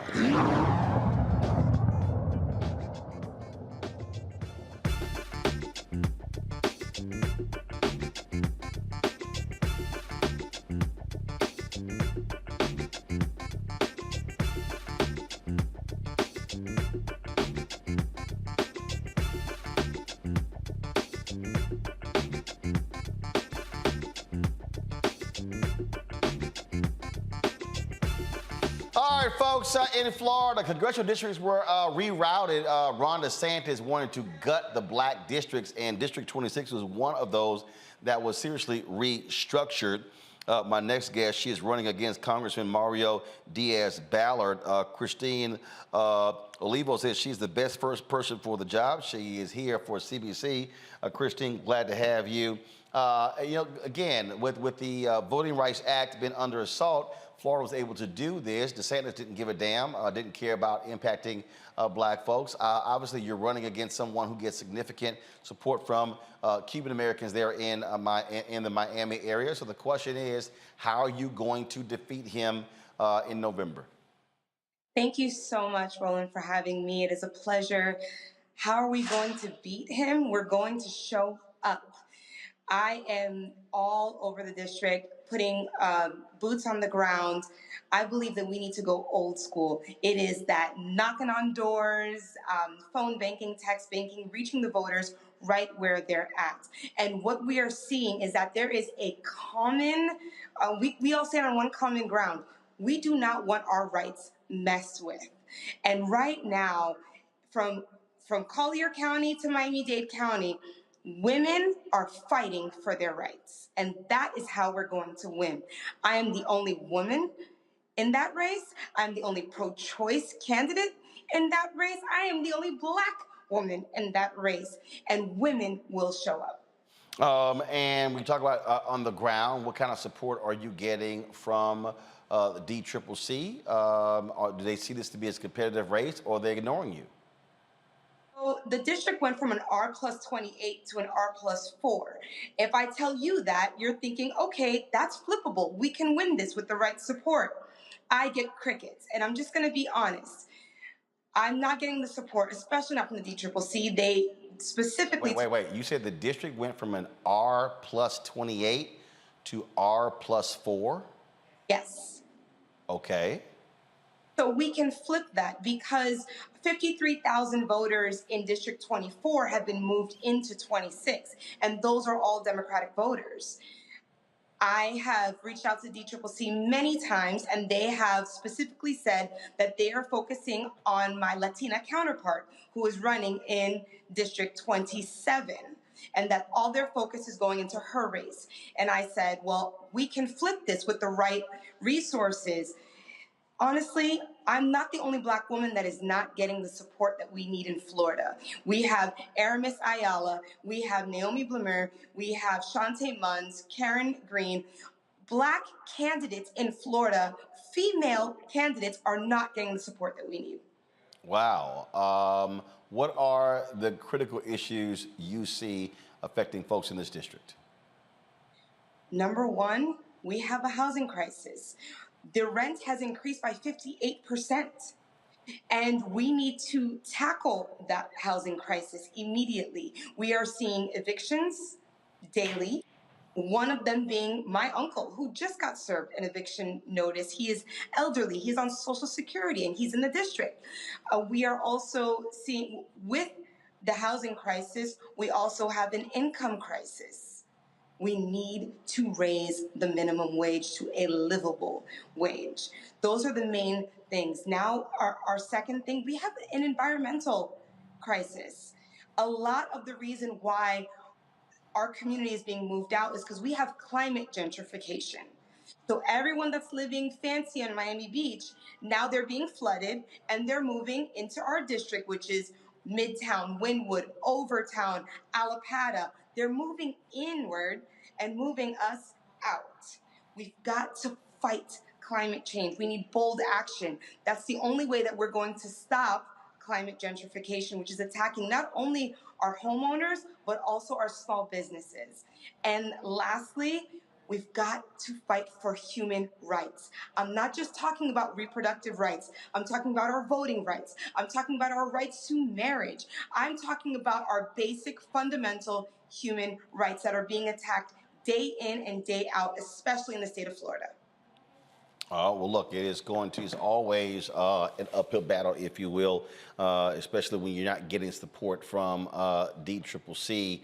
Fundraising is critical. Where do you stand right now when it comes to fundraising in your race?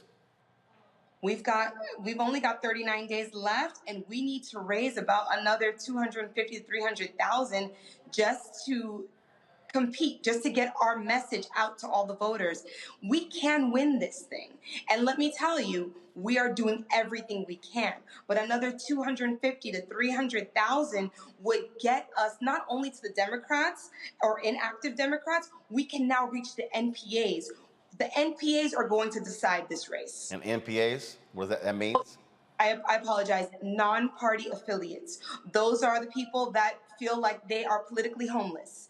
They don't go with the Democrats, they don't go with the Republicans, they go, in between. So we have our non-party affiliates, and let me tell you, non-party affiliates make up 1/3 of the district. Gotcha. Well, look, certainly good luck. Hopefully folks will heed the call. If folks want to get more information about you or even contribute, where do they go? www.christineforcongress.org. You can find me on Twitter at Christine4FL, TikTok, Christine4FL, or Christine for Congress on Instagram. But please check out the website, www.christineforcongress.org. All right, then. We certainly appreciate it. Thanks so very much, Christine. Good luck. Thank you. That particular point there, I've heard from a number of people, Kelly, about the lack of support that the DCCC is giving to Black candidates. And I talked to folks and they said, you have candidates who are in, as she described, winnable districts, but if you're starving them and ignoring them, there's no shot at winning. Going from a plus 28 Republican to a plus 4, hey, that's a huge, huge drop. That's impressive more than anything, because you don't hear about that. That doesn't necessarily happen. But it is frustrating that DCCC is cherry picking who they're supporting and who they're not. More importantly, I've seen on a broader scale who they are supporting, and it's very little people that look like us that they're supporting, which is telling, considering that you need people who look like us in order to secure those seats. So with 39 days left, I don't know if there's much that they can do, but this is certainly a lesson that they need to take heed to and apply for the next election cycle come 2024. Matt? I echo Kelly's sentiments, and I especially don't understand why they wouldn't be interested in funneling money to a race where she has 53,000 people who recently moved into the district that are non-party affiliates, especially when Ron DeSantis is very clearly trying to run for president. So presumably the Democratic base there in Florida is energized, and this is an opportunity to really leverage, frankly, his human rights violations and his long history of doing stupid things in Florida. To use Michael's term, he needs to be desanitized. Hopefully the Democrats can buoy that to a victory for Christine and others. The thing here, Michael, again, you need party support. Look, we understand finite dollars, but there are a number of black candidates across the country who say they are not getting the kind of support they need. Yeah, I think that message needs to be really highlighted, and pressure needs to be put on the DCCC and get some explanation on why aren't you supporting these African American candidates. And then at the same time, you know, I've seen interviews dealing with the I don't remember the exact name of it, but it's like the Black Pack or something like that, and you have the Collective Pack. You have Higher Heights. You have Higher Heights, which support specifically black women who are running for office. So you've seen an increase in the number of groups. Right, exactly. So I've seen different interviews with different groups like that also. So at the same time that we put pressure on the DCCC, we also have to support groups like that funnel money to African American candidates as well. We need both of them, but the DCCC needs to be called out on this. And hopefully, I know you all are discussing this at the Congressional Black Caucus Legislative Weekend as well. So I look forward to some of those conversations next week when you air some of those interviews that you're doing, Roland. All right. Hold tight 1 second. We've got to come back. We're going to have our Education Matters segment. More on Roland Martin Unfiltered, folks. We'll be right back.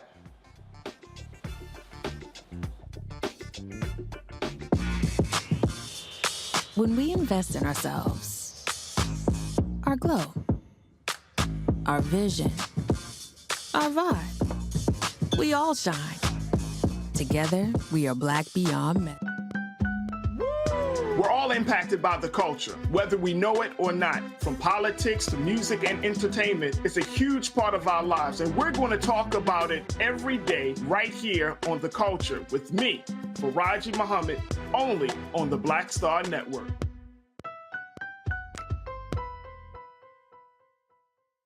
When we invest in ourselves, we all shine. Together, we are Black beyond measure. Yo, what's up? This your boy Ice Cube. What's up? I'm Lance Gross, and you're watching Roland Martin Unfiltered.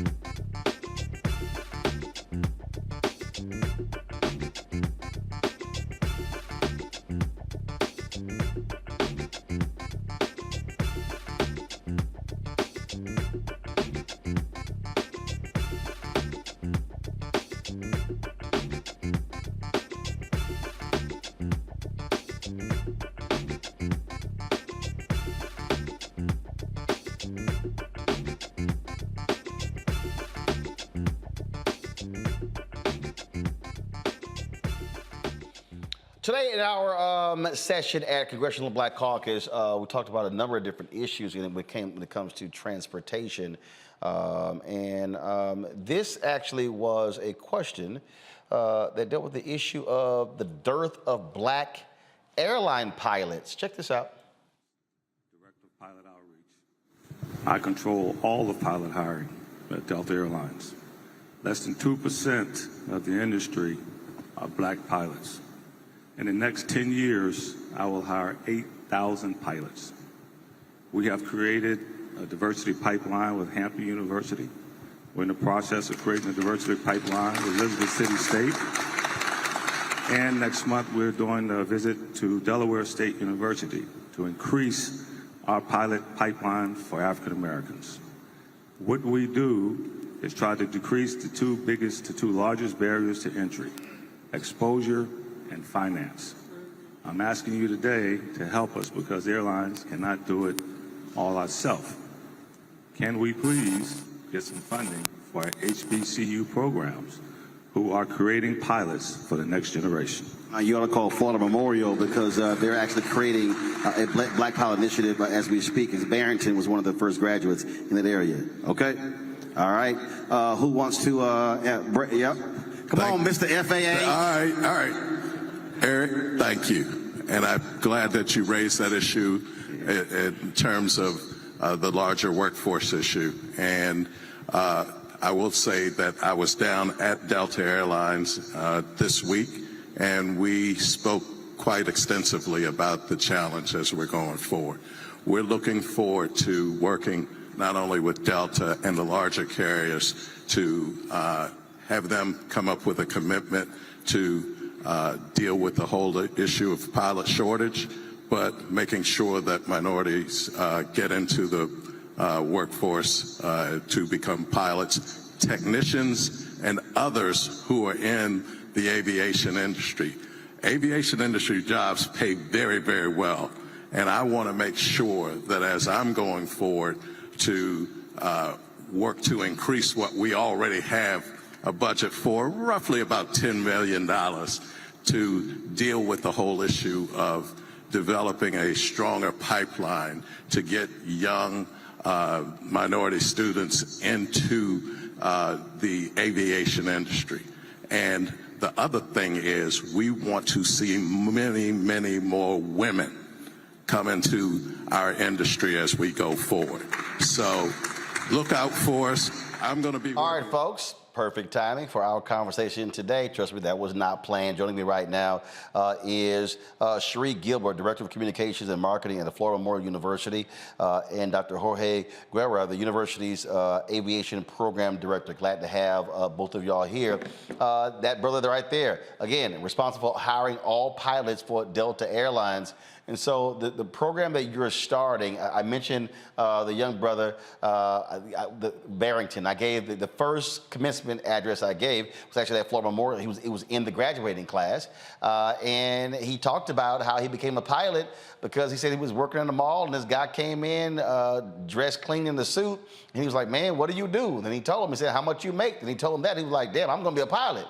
But the reality is you've got to be able to have a feeder program. So talk about what you're starting at Florida Memorial. Well, thank you so much for having us. Before Dr. G gets started, I'll let him give his, we'll talk about his relationship with Irvin. He has a special bond with him, and he's our Director of Aviation and Safety Program. So he touches the students directly. We have a lot of partnerships. A lot of big companies are knocking at our door wanting to get our talent. So I'll let Dr. G talk about our talent firsthand because he teaches them in the classroom and has a direct connection with them. Well, Roland, thank you for having us on your program.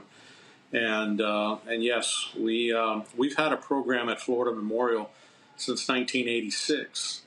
And we prepare students not only to be pilots, but we also have an air traffic control program, and we have an aviation management program that we prepare students for the industry.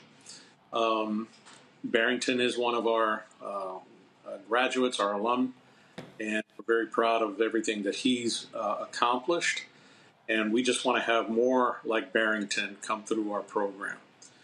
We do have a lot of support right now from the industry, but we could use a whole lot more. Like you mentioned early in your program, the biggest barrier is financial. And so we need to find ways to help students get through the burden of affording to go through a program that's aviation related. How many students do you have right now go through your program? We have 81 students enrolled right now at Florida Memorial University for all three programs. Gotcha. And you want to grow it to what, in terms of what sort of capacity you're looking to grow it to? I'd love to have 150, 200 students strong. We don't want to make it too large because this is a boutique type of program, and we want to give special one-on-one attention to our students. But we could prepare a lot more students of color, women. We have a lot of females in our program, so we certainly could use more capacity for this program. And so in terms of needs, what do you need? What's that number? And you mentioned, Sheree, in terms of the corporations and knocking on your door, what are you making it clear? And it's not just airlines, but you've got companies that make planes. You've got helicopter companies. So you got a lot of different folks in sort of this space. And so what are you making it clear? What do you need financially to build the program?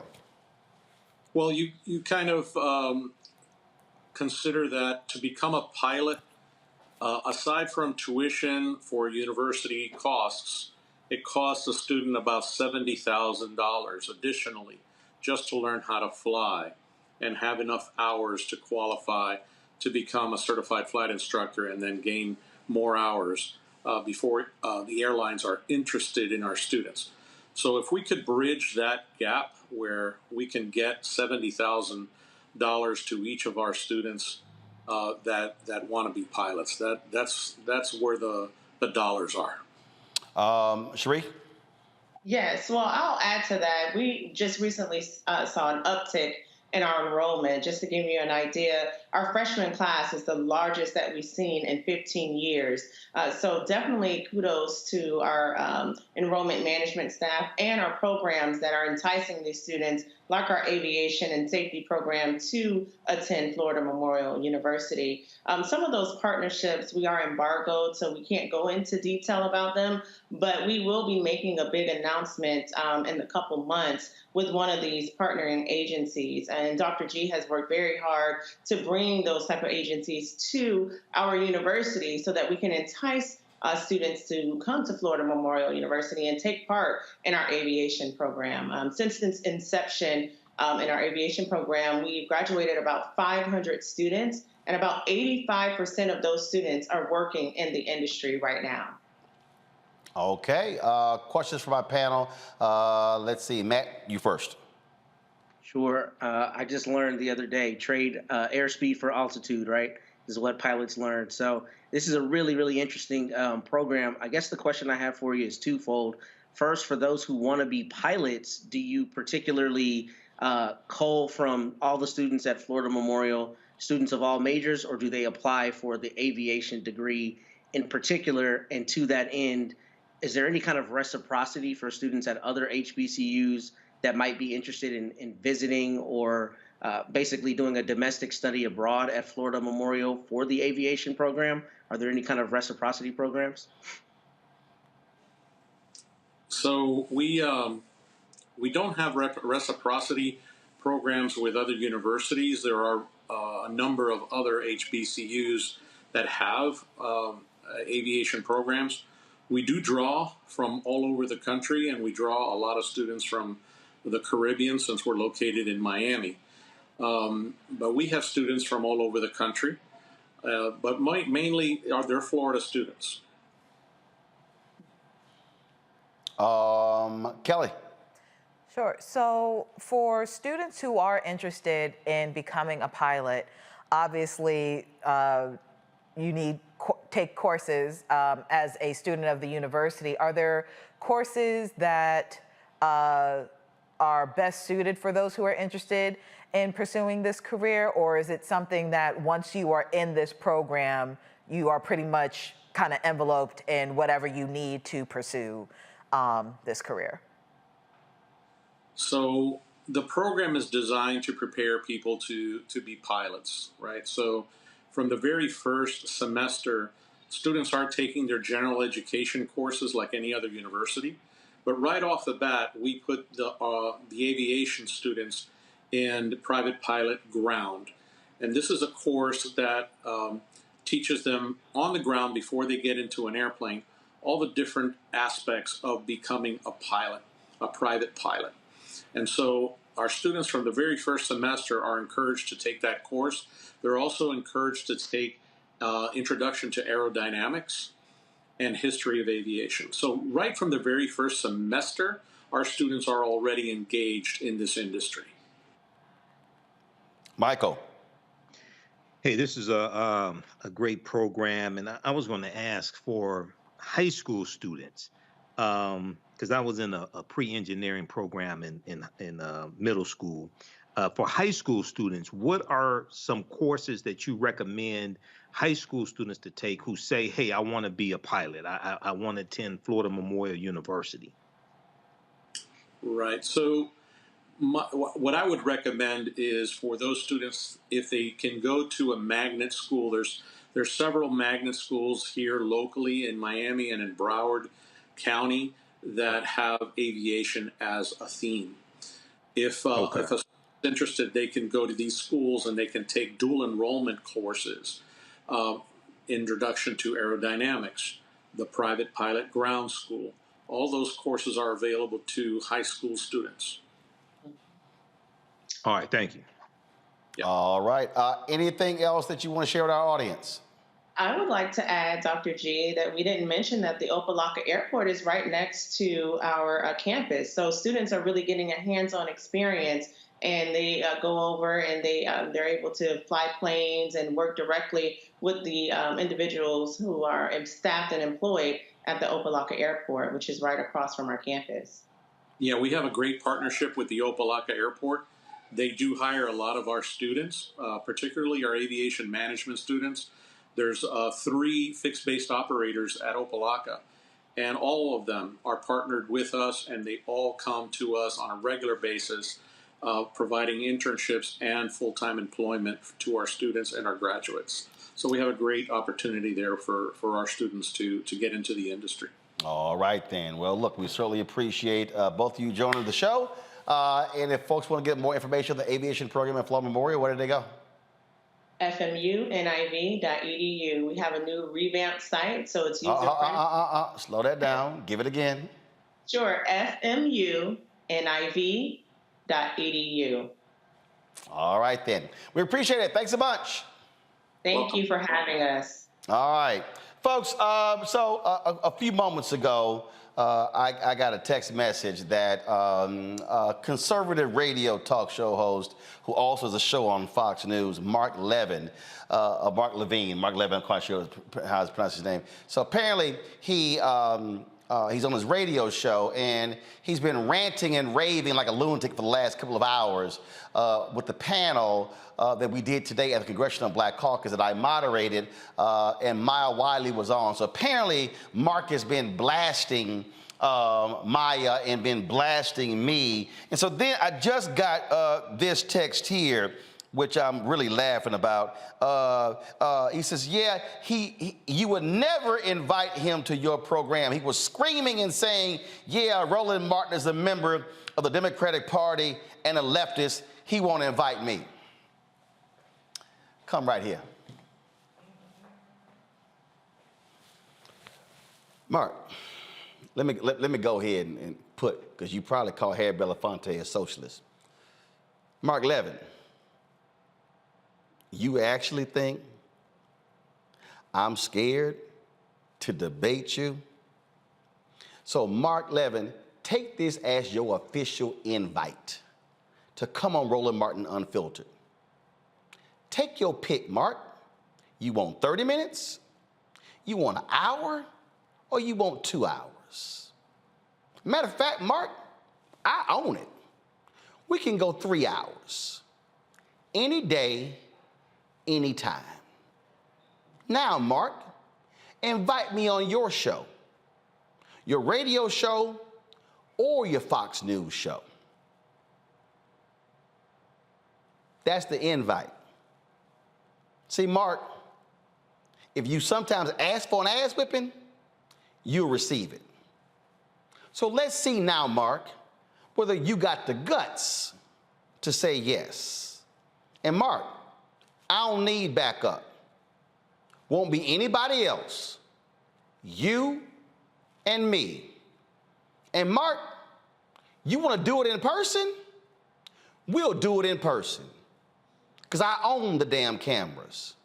So you let me know when you want to have this conversation, Mark Levin. Your move. All right, y'all, that's it for us. Kelly, Michael, Matt, I don't know why these folk want to try me. I don't know why they want to try me. I ain't the one. I ain't no Sigma. I'm not an Omega. I ain't no Kappa or an Iota. Here we go. They don't want no part of this alpha man. None.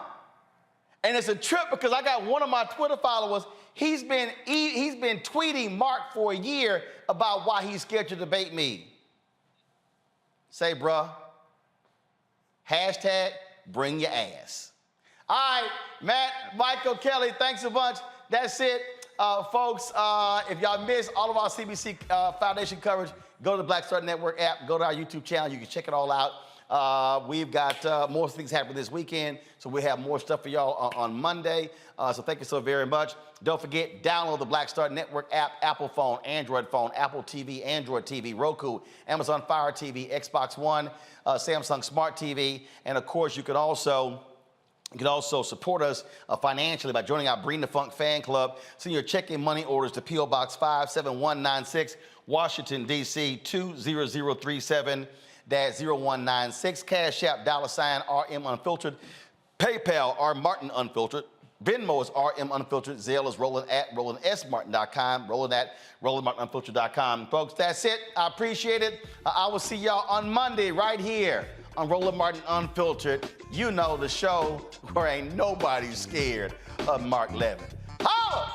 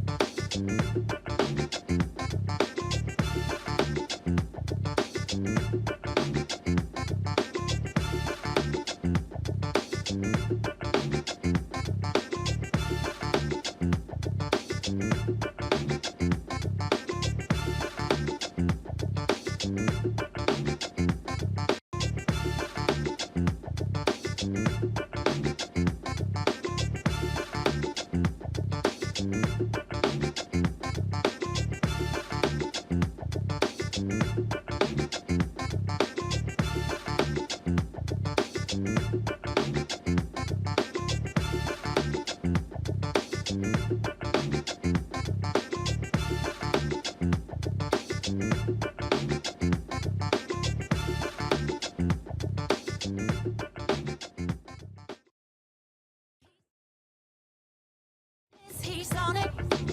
Whatever it is, he's got the scoop, the fact.